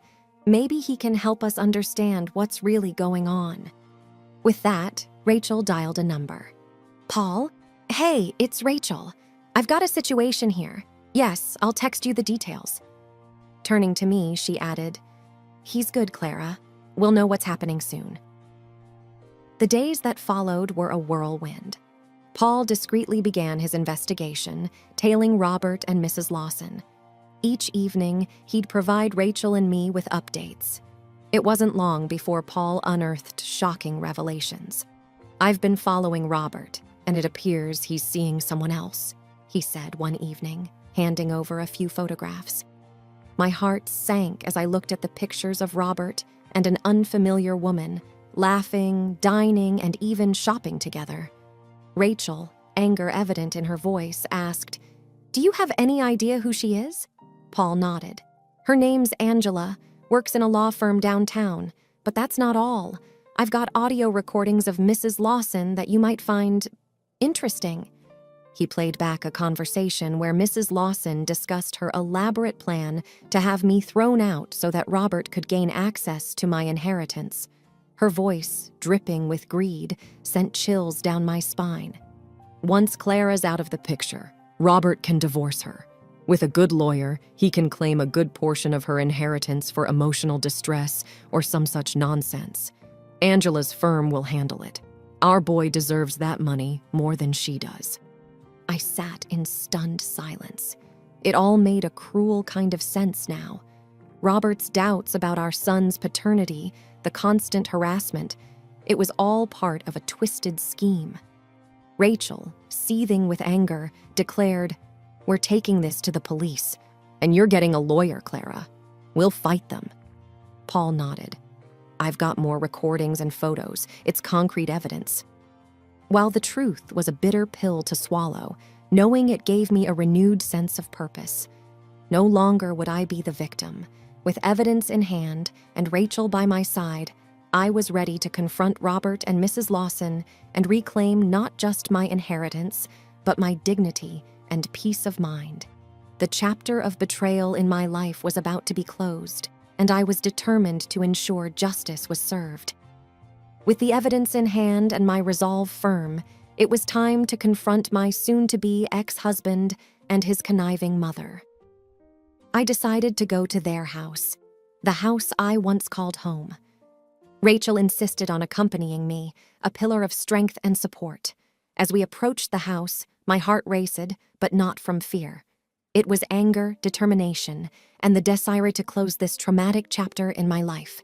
We rang the doorbell, and Mrs. Lawson answered, feigning surprise. "Clara, what brings you here?" Without mincing words, I replied, "You know why I'm here." Robert appeared from the living room, looking rather uneasy. "Clara," he began, but I cut him off. "No, Robert, it's my turn to talk. We know everything." I held up the photos and the transcripts of the recordings. Mrs. Lawson's face turned pale while Robert looked like he'd been caught red-handed. "How did you—" "Doesn't matter how," Rachel interrupted. "What matters is that you both have been exposed." I took a deep breath, finding my voice. "You thought you could play with my life? You thought you could get rid of me and take everything I've inherited from my parents?" Robert tried to speak. "Clara, No," I shot back. "I gave you everything. My love, my trust, and all you gave back were lies and betrayal. Your affair with Angela, your scheming with your mother to get your hands on my inheritance, you won't get a single cent." Mrs. Lawson, always the instigator, tried to salvage the situation. "Clara, dear, let's discuss this calmly. Maybe there's been a misunderstanding." I scoffed. "Misunderstanding. I've heard your conversations. You orchestrated this entire sham, making Robert doubt our child and pushing me out. And for what? Money? How low can you stoop?" Rachel stepped forward. "We've already spoken to the police, Mrs. Lawson, and Clara has a lawyer. You won't escape this." As we walked away, I felt a weight lift off my shoulders. Confronting them had been cathartic. While the journey ahead would be long and challenging, I was ready to rebuild my life, free from the shackles of deceit and betrayal. The courtroom was filled with tense energy, a battleground of truth against deceit, the place where my long-awaited vindication would finally occur. My attorney presented our first piece of evidence, the results of the paternity test that unequivocally proved Robert was indeed the father of my child. The judge reviewed it, casting a stern look at Robert. "Do you have anything to say?" Robert looked down, unable to meet anyone's gaze. "No, Your Honor." Next, we presented the DNA results that would shatter the very foundation of the Lawson family. "Your Honor," my attorney began, These results indicate that Mr. Robert Lawson is not biologically related to Mr. Richard Lawson. The courtroom went silent. All eyes turned to Mrs. Lawson, her usual confident demeanor replaced with a deer-in-headlights expression. Richard, who had been sitting with a stoic face, looked at his wife with disbelief. You lied to me all these years?" Richard's voice wavered. Mrs. Lawson, trying to regain some semblance of control, stammered, "Richard, it's not what it looks like." But the evidence was irrefutable. The judge continued with the proceedings, his voice firm. Given all the evidence presented, the court rules in favor of Mrs. Clara. Robert Lawson will receive no part of her inheritance. He is also mandated to pay alimony for their child. Furthermore, considering the emotional trauma inflicted upon Mrs. Clara, the court also mandates Robert to pay damages. Mrs. Lawson, once the formidable matriarch, now looked small and defeated. But the courtroom had one more revelation that would strip her of her last vestiges of power. Richard stood up, facing his soon-to-be ex-wife. "I've filed for divorce, and I've already begun the proceedings to claim our house.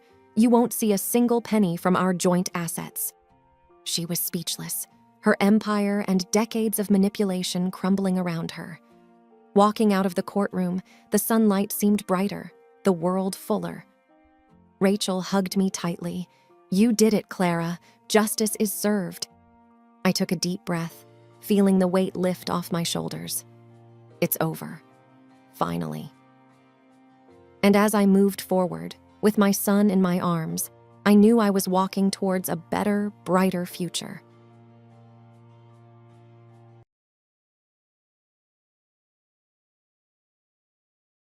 It was just a regular evening when I came home.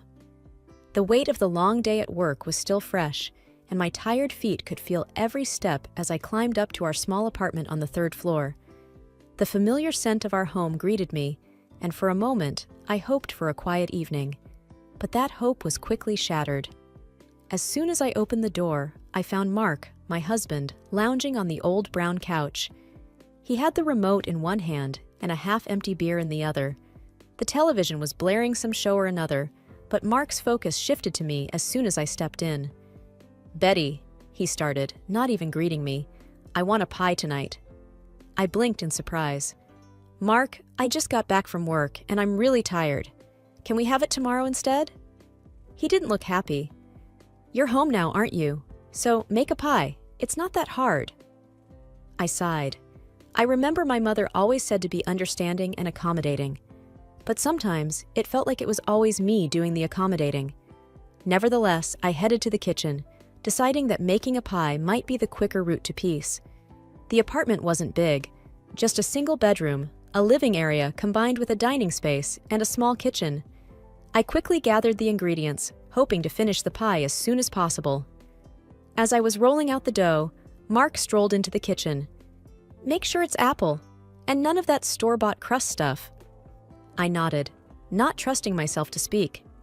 We had store-bought crust, but I knew better than to use it now. I made the pie from scratch, just like he wanted. It took me a good hour to prepare everything.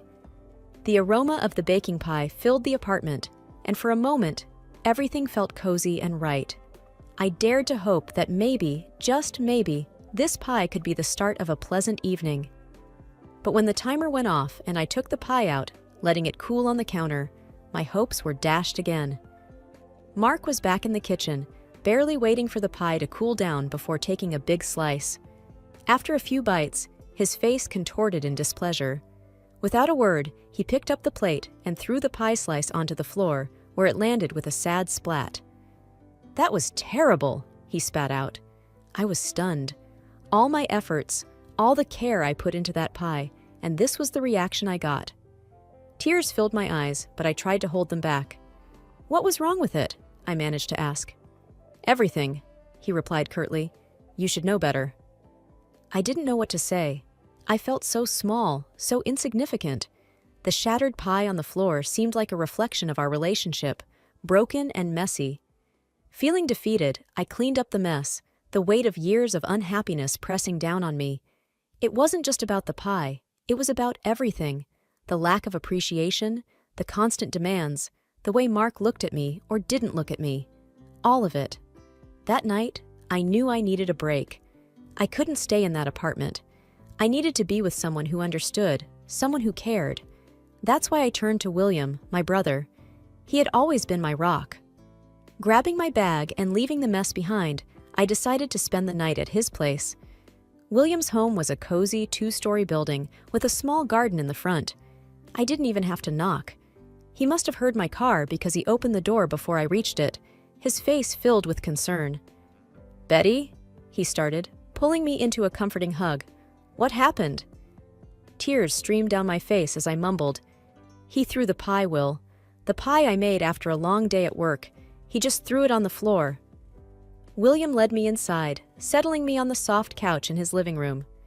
"Tell me everything," he urged, handing me a cup of hot tea. Sipping the warm drink, I began to recount the events of the evening. As I spoke, memories of the past also surfaced. "It wasn't just tonight, Will. It's been this way for years.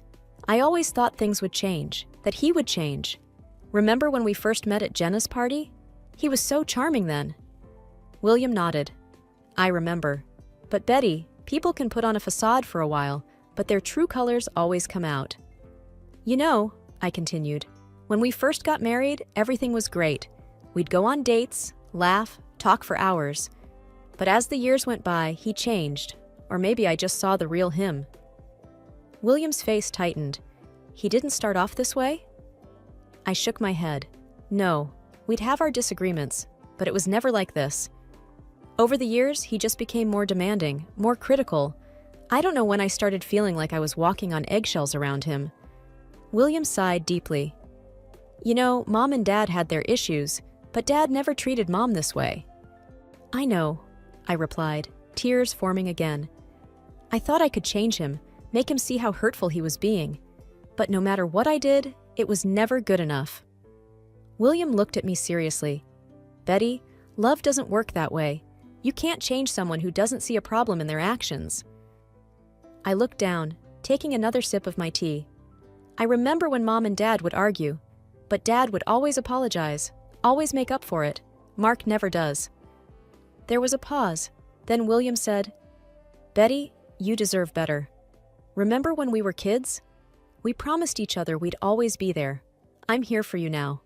You need to think about yourself, your happiness." I nodded, taking in his words. The realization was growing within me. This wasn't the life I envisioned for myself. I deserved respect, love, and care. And it was clear I wasn't going to get that from Mark. "You're right," I finally admitted. "I can't keep living like this. It's time to make a change." William squeezed my hand. "I'll be with you every step of the way." The morning light filtered through the curtains of William's guest room.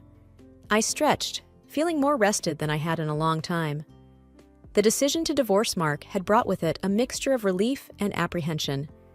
Walking downstairs, I found William already up, making breakfast in the kitchen. "Morning, sis," he greeted with a warm smile.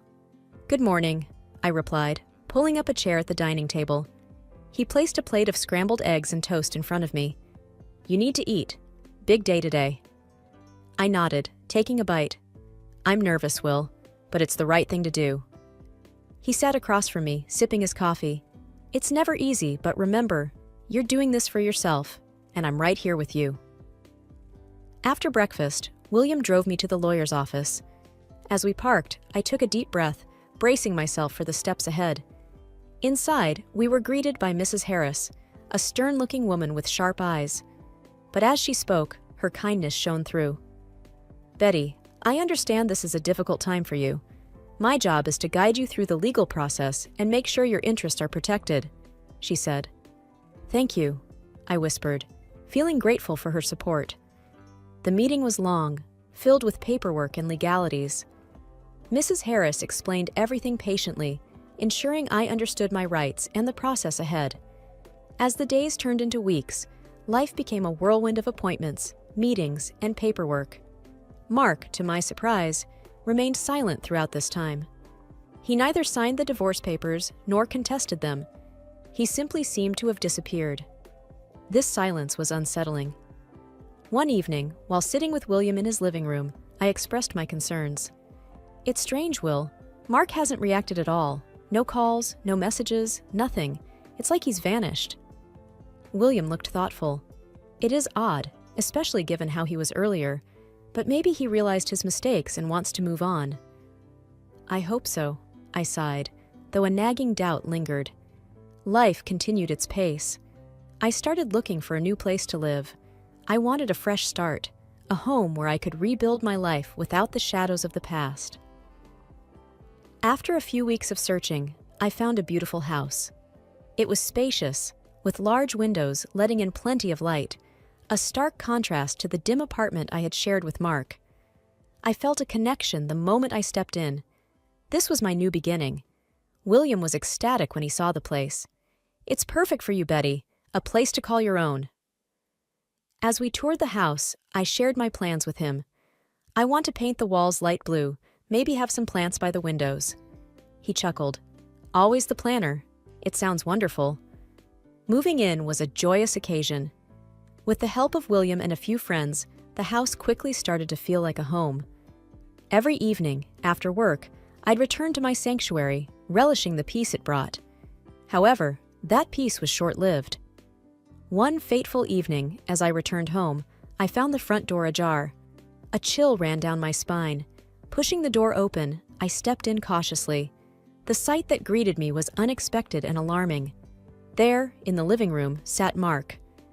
My heart raced as I took in the scene before me. Mark sat at my dining table, his belongings scattered around. A sense of violation washed over me. This was my space, my sanctuary, and he had invaded it. "What are you doing here, Mark?" I demanded, trying to keep my voice steady. He looked up, his face showing a mix of smugness and defiance. "Well, it's our house, isn't it? We're still married, Betty. But I bought this house after we separated. It has nothing to do with you," I shot back. Mark sneered, leaning back in the chair. "Doesn't matter. As your husband, I have every right to be here." Just then, Anna, my au pair, walked in, her face flushed with embarrassment. "I'm so sorry, Betty. He showed me his ID and marriage certificate. He said he had every right to be here. I didn't know what to do." I sighed. "It's okay, Anna. This isn't your fault." Turning my attention back to Mark, I said, "You need to leave, Mark. This is my home, not yours." Mark chuckled. "Think again, sweetheart. I'll be staying here.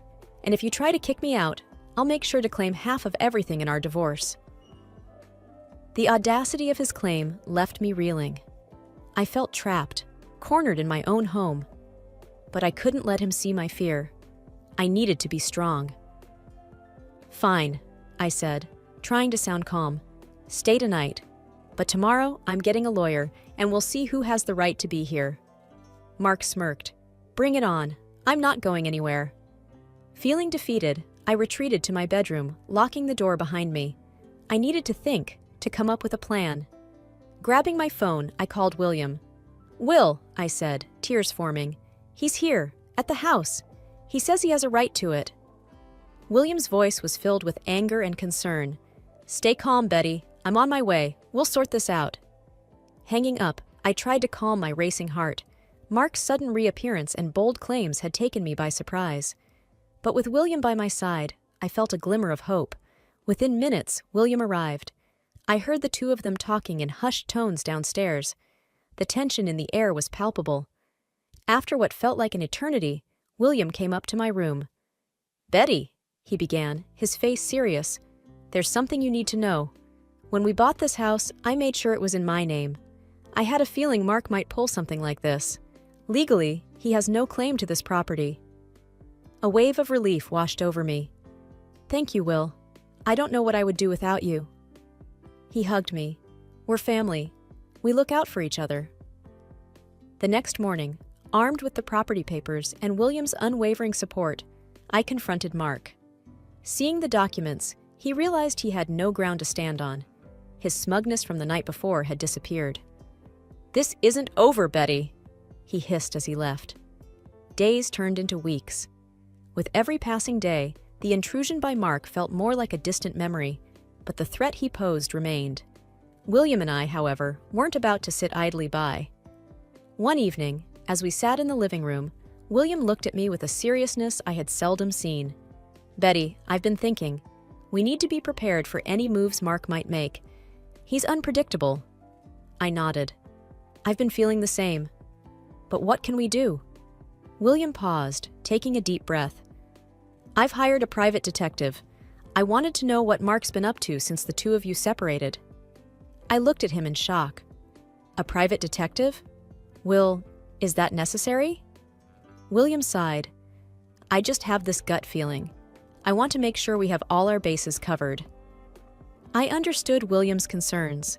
His protective nature was one of the things I cherished most about him. "All right," I conceded. "What did the detective find?" William pulled out a folder from his bag. As he spread the photos and documents on the table, my heart sank. The pictures showed Mark with various women. Some looked familiar from our past life. One document caught my eye, a police report filed by a woman against Mark. He did this?" I whispered, disbelief evident in my voice. William nodded gravely. "It appears Mark's activities haven't been on the straight and narrow. This could be our leverage. If he tries to make any more moves against you, we can use this against him." I felt a whirlwind of emotions: anger, sadness, betrayal. I can't believe he sunk this low. William put a reassuring hand on mine. "We'll get through this, Betty, together." A few days later, our preparation proved to be fortuitous. A letter arrived from Mark's attorney, making wild claims and threats about taking me to court for supposed shared assets and conjuring up fabricated tales about our life together. Reading the letter, my hands shook. But William, ever the pillar of strength, looked at me and said, "We're ready for this, Betty. We've got evidence. He can't intimidate us."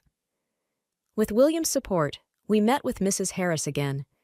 As she read through the letter and went over the evidence we had against Mark, her face remained unreadable. After a long pause, she finally said, "We have a strong case here. Mark's claims are baseless, especially with the evidence we have. We'll counter this. Don't worry." Relief washed over me, but the idea of facing Mark in court was still daunting. William, sensing my anxiety, squeezed my hand. "We've got this. I won't let him hurt you anymore." The countermove was set in motion. Mrs. Harris swiftly drafted a response, highlighting Mark's activities and questioning the credibility of his claims. The ball was now in Mark's court. Every day after that was a game of wait and watch. William and I spent many evenings going over the possibilities, preparing for any scenario. Through it all, William's unwavering support gave me the strength to face each day. It was a rainy Tuesday evening. William and I were watching a movie when the knock echoed through the house. With a look of mutual surprise, I went to open the door. Standing there was a woman, soaked to the bone, her eyes red from crying. "Are you Betty?" she asked, her voice shaky. I nodded cautiously. "Yes, who are you?" She took a deep breath. "My name is Jenna. I was involved with Mark." My heart skipped a beat. "Come in," I said, motioning for her to enter. Once seated, Jenna began her story. "I met Mark a few months ago. At first, he seemed charming, but soon he started showing his true colors. I heard about you, about his past, and I thought I should come and warn you." "Warn me?" I thought. What could be worse than what I already knew? Jenna continued, tears streaming down her face. "He became aggressive, possessive. He said things about you, about how you'd ruined his life, and he wanted revenge." William's face darkened. "What kind of revenge?" Jenna hesitated, looking down. "He talked about ruining you financially, said he had friends who could make it happen." The room was silent for a few minutes, the gravity of Jenna's words sinking in. Finally, William broke the silence. "We need to do something about this. We can't let him continue to terrorize people." I nodded in agreement, feeling a newfound determination. We need to expose him, let everyone know who he really is. Over the next few weeks, with Jenna's help, William and I gathered more evidence against Mark.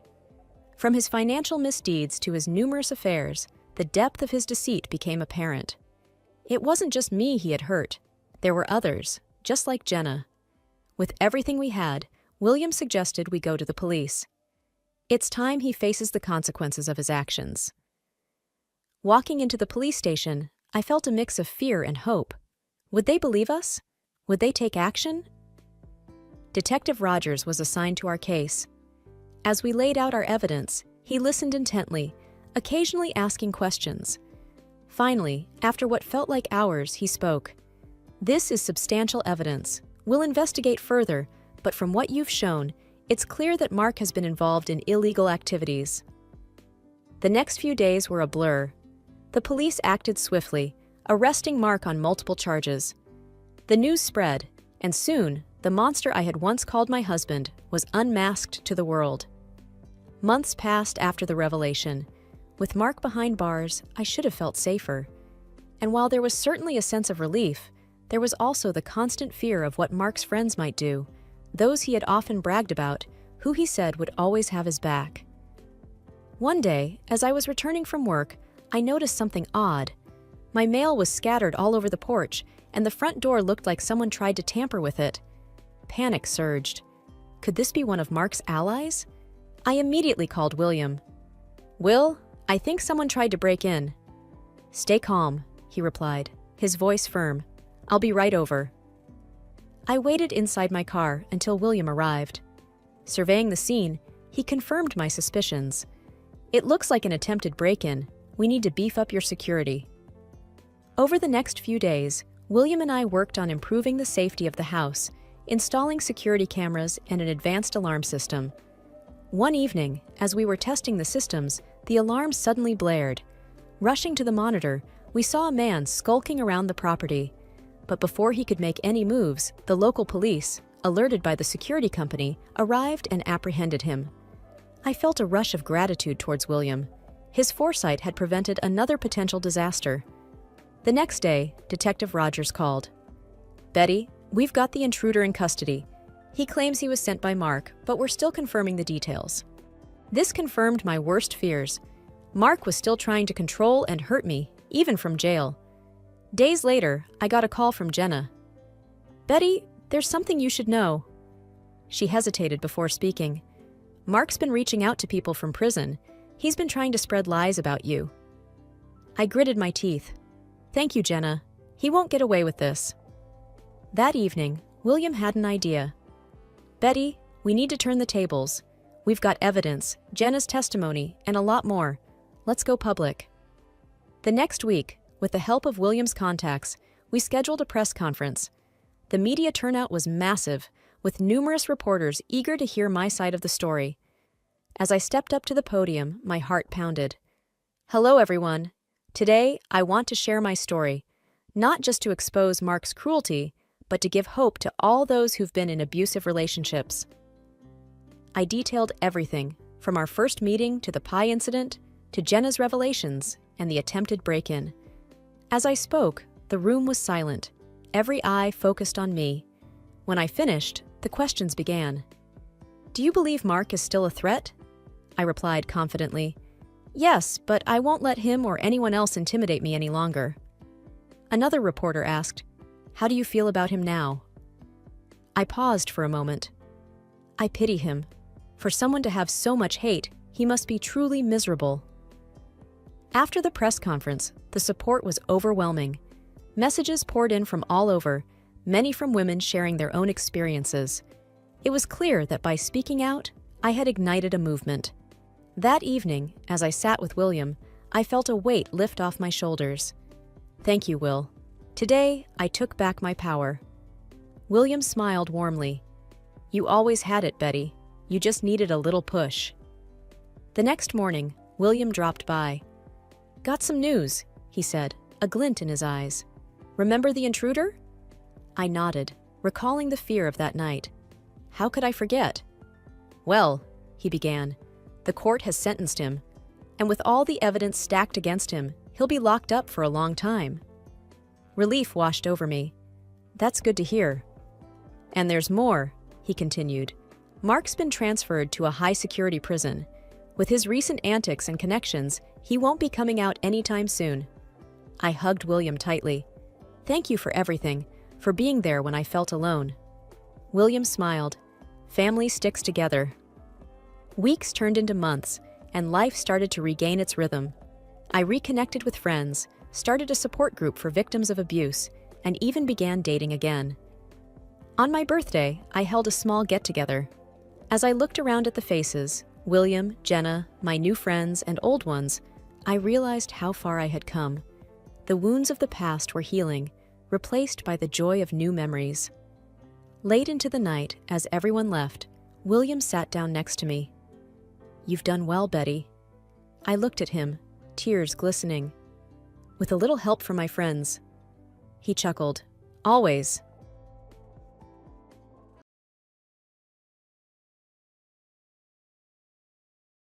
I had always been an early riser.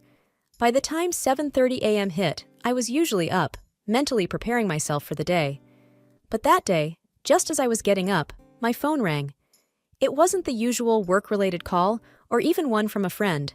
It was Mark, my husband. Strange for him to call when he was just in the next room. I picked up.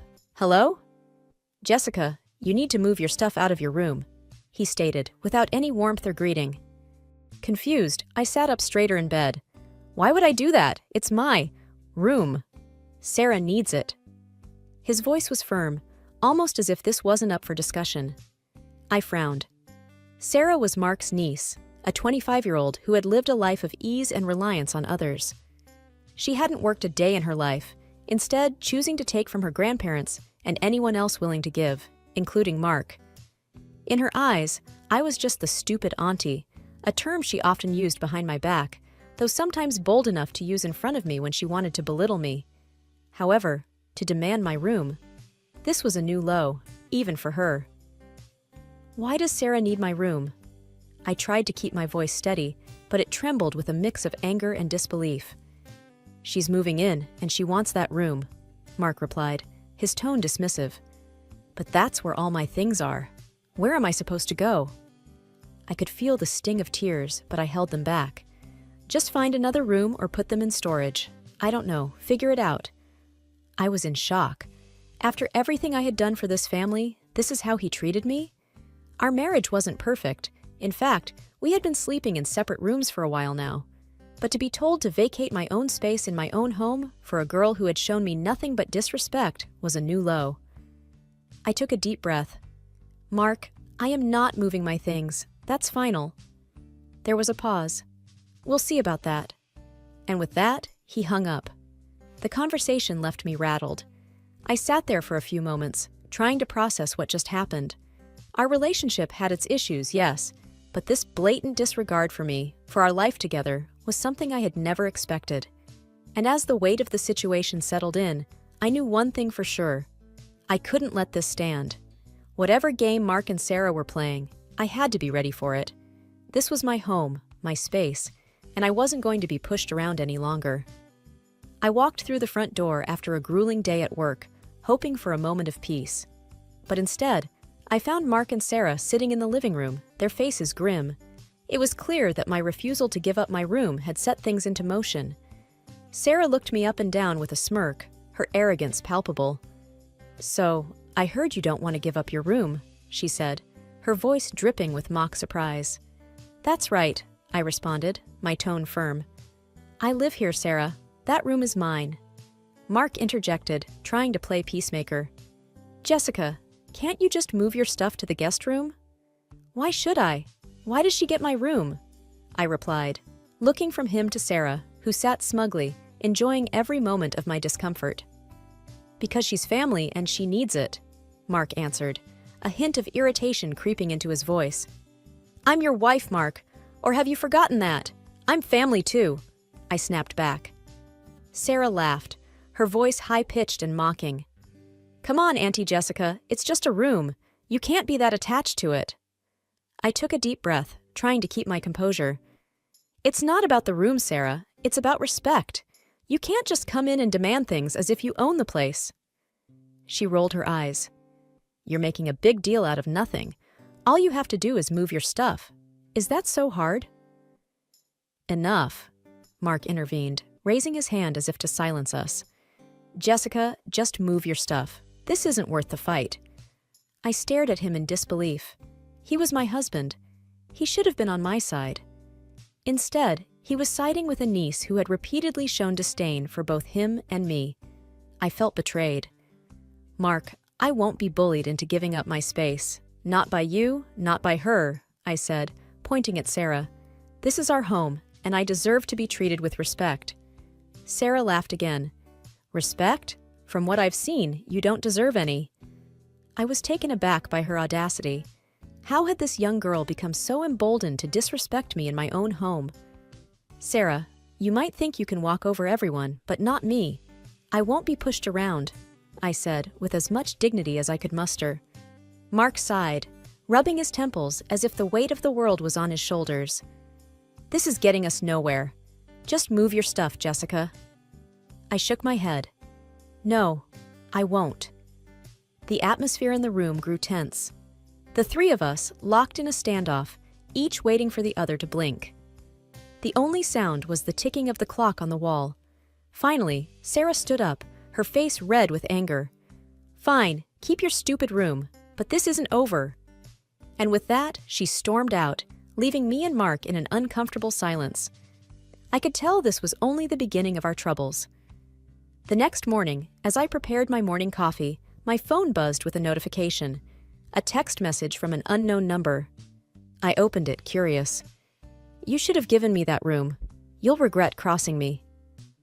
A cold shiver ran down my spine. I knew instantly who it was from. "Sarah," I replied, trying to keep my cool. "You don't scare me, Sarah. This is my house, and you can't dictate what happens here." Almost instantly, her reply came in. "This isn't over, Auntie Jessica. You have no idea what I'm capable of." Just as I was trying to process this new threat, Mark walked into the kitchen. He looked tired, dark circles under his eyes. "What's wrong?" I asked, showing him the messages. "Look what Sarah's sending me." Mark looked at the screen for a long moment. "She's just upset. Don't let her get to you." I frowned. "This isn't just being upset, Mark. She's threatening me, in our own home." He sighed. "I'll talk to her. But you have to understand, she's had a tough life. Losing her parents at a young age wasn't easy." I interrupted him. "That doesn't give her the right to behave this way. She's an adult, not a child." Mark looked away, clearly torn between supporting me and defending Sarah. "I'll handle it, okay?" But the conversation was far from over. That evening, as I was settling into my room, Sarah knocked on the door. I opened it, and she stood there, her posture defiant, eyes cold. "Listen, Auntie Jessica, I don't know why you're making things difficult. Just give me the room, and all of this can be over." I took a deep breath. "I told you, Sarah, this is my room, my house. You can't come in here and make demands." She smirked. "Maybe not, but I can make life very difficult for you." I looked her straight in the eye. "Is that a threat?" Sarah leaned in, her voice a low whisper. "Consider it a warning." And with that, she turned on her heel and walked away. Sleep didn't come easy that night. The weight of Sarah's warning pressed on me. What was she planning? What was she capable of? And why was Mark so blind to her manipulations? The only thing I knew for sure was that I had to be prepared. Whatever Sarah had in store, I wasn't going down without a fight. Days melded into weeks, and each day seemed grayer than the one before. The walls of the house felt suffocating, and Sarah's smug demeanor was a constant thorn in my side. From leaving unwashed dishes in the sink to borrowing items without asking, she seemed intent on testing my patience. But nothing could have prepared me for the horror that awaited me on one fateful evening. Returning home from work, I immediately sensed something was amiss. The usually locked front door stood slightly ajar. Hesitantly, I pushed it open, half expecting to find a robbery in progress. The living room was untouched, but a trail of torn fabric leading upstairs caught my attention. Swallowing the lump in my throat, I followed the trail to my bedroom. The sight that greeted me was heart-wrenching. My clothes, years of curated outfits, gifts, and personal memories, all cut up and strewn carelessly around. The violation of my personal space was a feeling I couldn't describe. "Jessica, what did you do?" I heard Mark's voice behind me, dripping with accusation. "What did I do?" I turned, a mix of disbelief and anger. Your niece did this. Sarah appeared beside him, feigning innocence. Why would I ruin your things, Auntie Jessica? Maybe you did this for attention? Mark looked at me, his gaze colder than I'd ever seen. Did you do this, Jessica? Did you ruin your clothes to frame Sarah? My jaw dropped. You think I would destroy my own things? My cherished memories? Mark's voice grew harsher. Maybe you wanted a reason to kick Sarah out. My heart felt like it was shattering. The man I had once loved and confided in now looked at me like a stranger. I can't believe you'd think that of me. Sarah smirked from behind Mark, enjoying every moment of my pain. Maybe you should have just given me the room. None of this would have happened. I backed away, tears streaming down my face. I thought we were a team, Mark. How could you choose her over me? Mark's face was impassive. Maybe if you'd been more understanding, none of this would have happened. You brought this on yourself. The weight of his words was crushing. It was clear I had lost not only my clothes, but also my partner. The realization was devastating. That night, I packed a bag, knowing I couldn't stay in a house where I felt so alone and betrayed. I had lost the battle for the room, but the war for my dignity was just beginning. The weight of the past few weeks felt like 100 bricks pressing down on my chest. Every look, every word exchanged in that house, they all came rushing back. With my bag packed, I sat in the living room, the silence only interrupted by the ticking of the grandfather clock. As I waited for a taxi, the realization hit me. This wasn't just about a room, my clothes, or even Sarah. It was about respect, trust, and my place in this family.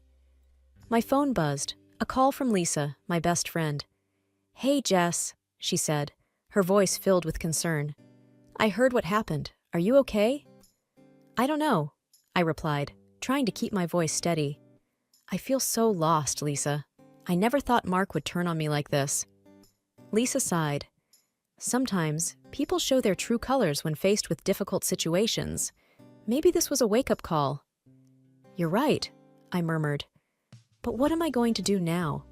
I've invested so much in this relationship and this house. You need to make a decision for yourself, Lisa advised. For your well-being and your future. Don't let anyone else dictate your worth. Lisa's words resonated deep within me. Mark's parents and Sarah had taken so much from me already. My peace, my happiness, and even my own space. But they couldn't take my self-worth unless I let them. It was time to reclaim it. Determined, I made my way to the bank the next day. As I sat in the financial advisor's office, I explained my situation. I want to ensure that my assets are protected, and I need to know where I stand financially, I said. Mr. Harris, the advisor, nodded sympathetically. We can definitely help with that. Let's review your accounts and see what we can do. As we delved into my finances, it became evident that I was the primary contributor to most of our investments and accounts. Mr. Harris looked up from the paperwork. Mrs. Thompson, it appears that you've been the major breadwinner here. If you decide to divorce, you have a strong case for a significant portion of these assets. My heart raced. Divorce. The word felt heavy, yet in a strange way, liberating. Could I really take that step? When I returned home that day, Mark was waiting. Where were you? He asked, his voice dripping with suspicion. I went to the bank, I replied calmly. I needed to review our finances. His face paled. Why? Because, I began, taking a deep breath, I've decided to file for divorce, Mark. I can't be in a relationship where I'm constantly belittled and betrayed. Mark looked stunned. Jess, you're overreacting. We can work things out. I shook my head. No, Mark. This is my decision. I deserve better. And with that, I took the first step towards a new chapter in my life, one where my worth wasn't determined by anyone else but me. A few days later, I found myself seated in the office of a renowned attorney, Miss Angela Reynolds. Her reputation for handling difficult divorce cases was what drew me to her. As I relayed the events that led to my decision, Angela listened attentively. It's clear that you've been through a lot, Angela commented, jotting down some notes. I've handled cases like yours before, and I can tell you, standing up for yourself is the best decision you could make. I just want what's fair, I replied, looking out the window at the bustling city below.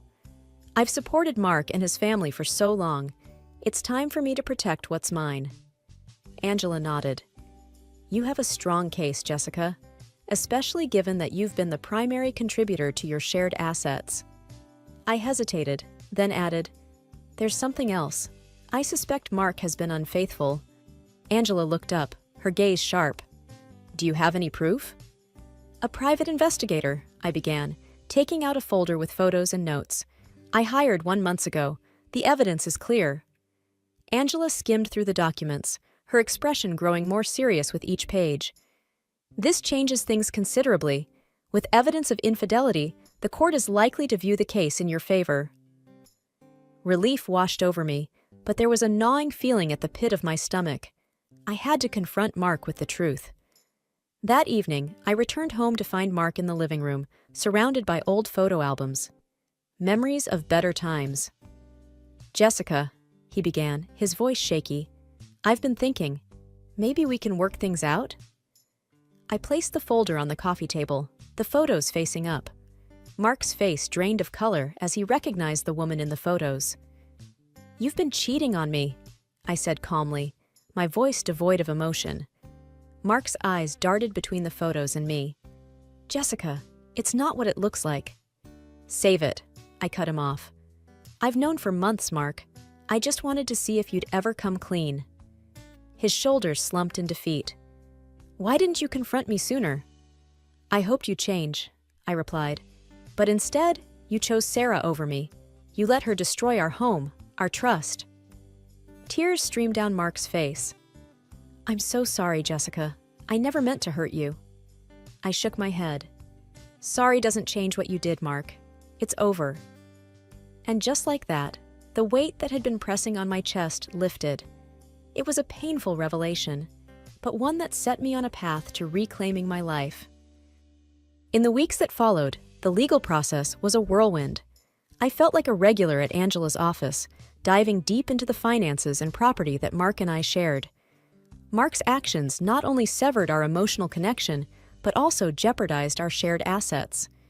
The evidence of his infidelity and Sarah's destruction of my personal belongings were prominent factors in the proceedings. One morning, I received a call from Angela. Jessica, I've managed to get a court date. It's sooner than I expected, given the circumstances. That's great news, I replied, a fire igniting within me. I was ready to see this through. On the day of the hearing, the courtroom was filled with tension. Mark sat across from me, looking defeated and tired. Sarah was also present, her arrogant demeanor unchanged. The judge, a stern-looking woman with sharp features, looked through the files presented before her. It seems the evidence is quite clear, she said. Infidelity, financial misconduct, and deliberate destruction of property. I caught Mark's gaze, looking for any sign of remorse, but there was only emptiness. Sarah, on the other hand, was fidgeting nervously. Angela, clear and assertive, presented our case. Your Honor, my client has not only been the primary breadwinner, but has also financially supported Mr. Mark's parents and his niece, Sarah. She's been through emotional trauma and has lost personal belongings due to the actions of the defendants. Mark's lawyer tried to present their side, portraying Mark as a loving husband who was misled by Sarah. But the evidence was overwhelming. After what felt like hours, the judge gave her verdict. In light of the evidence presented and the actions of Mr. Mark and Miss Sarah, the court rules in favor of Miss Jessica. I exhaled deeply, feeling a wave of relief. It was a victory, not just legally, but also personally. I was reclaiming my life. Outside the courtroom, Sarah approached me, her bravado gone. Jessica, I'm sorry, she began, her voice quivering. I never thought things would go this far. Your actions have consequences, Sarah, I replied coldly. It's time you learned that. Mark tried to catch my attention, but I walked past him. There was no room for reconciliation. I had given him chances before, and he had thrown them away. It was time for both of us to face the outcomes of our choices. Retribution, it seemed, was finally mine. Spring's rejuvenating spirit mirrored the changes in my life. Gone were the gloomy days in the big, suffocating house. Now, I enjoyed the city views from a modern apartment, a fresh start, and a place of my own. My morning routine was interrupted by a call. An unfamiliar number flashed on the screen, but I had a hunch. Taking a deep breath, I answered, "Jessica, it's me, Mark." I stiffened. "Why are you calling, Mark?" His voice, a mix of desperation and hope, came through. "Things have changed, Jessica. I realize now how wrong I was. Everything's fallen apart since you left. I was wondering." "Get to the point," I said curtly. "I need you, Jessica," he blurted out. "Financially, everything's a disaster. Sarah took advantage of my bank accounts, ran up huge debts. We had to move in with my parents. They sold the house to cover her debts, and now we're all squeezed together, constantly fighting over money." A bitter smile formed on my lips. "So you're calling because you want help? Money?" "Not just that," he pleaded. "I want you back, Jessica. I made a huge mistake." I took a moment, letting the gravity of the situation sink in. "Mark, while I sympathize with your situation, you made your choices. I've moved on, and you need to find your own way now." Before he could respond, another voice piped up in the background. Auntie, help me out just once. I promise I'll change." It was Sarah, her voice sounding very different from the arrogant and demanding tone I remembered. I sighed deeply. "Sarah, I hope you find the path to change truly, but it's not my responsibility to fix the consequences of your actions." The call ended with a heavy silence. It was difficult, hearing their desperation, but I knew I had to stand firm. To rebuild myself, I had let go of the toxicity that once consumed me. There was no turning back. As the days turned into months, I immersed myself in my work, found joy in little things, and adopted a playful cat named Bella. Life had its challenges, but it also presented beautiful moments of growth and contentment. One evening, while reflecting on the past, I realized that despite the pain, those experiences shaped me into a stronger, wiser woman. I felt an inner peace, knowing that after every storm, a new dawn awaits. And as the sun set that day, I embraced my new life, grateful for the journey and the lessons it brought.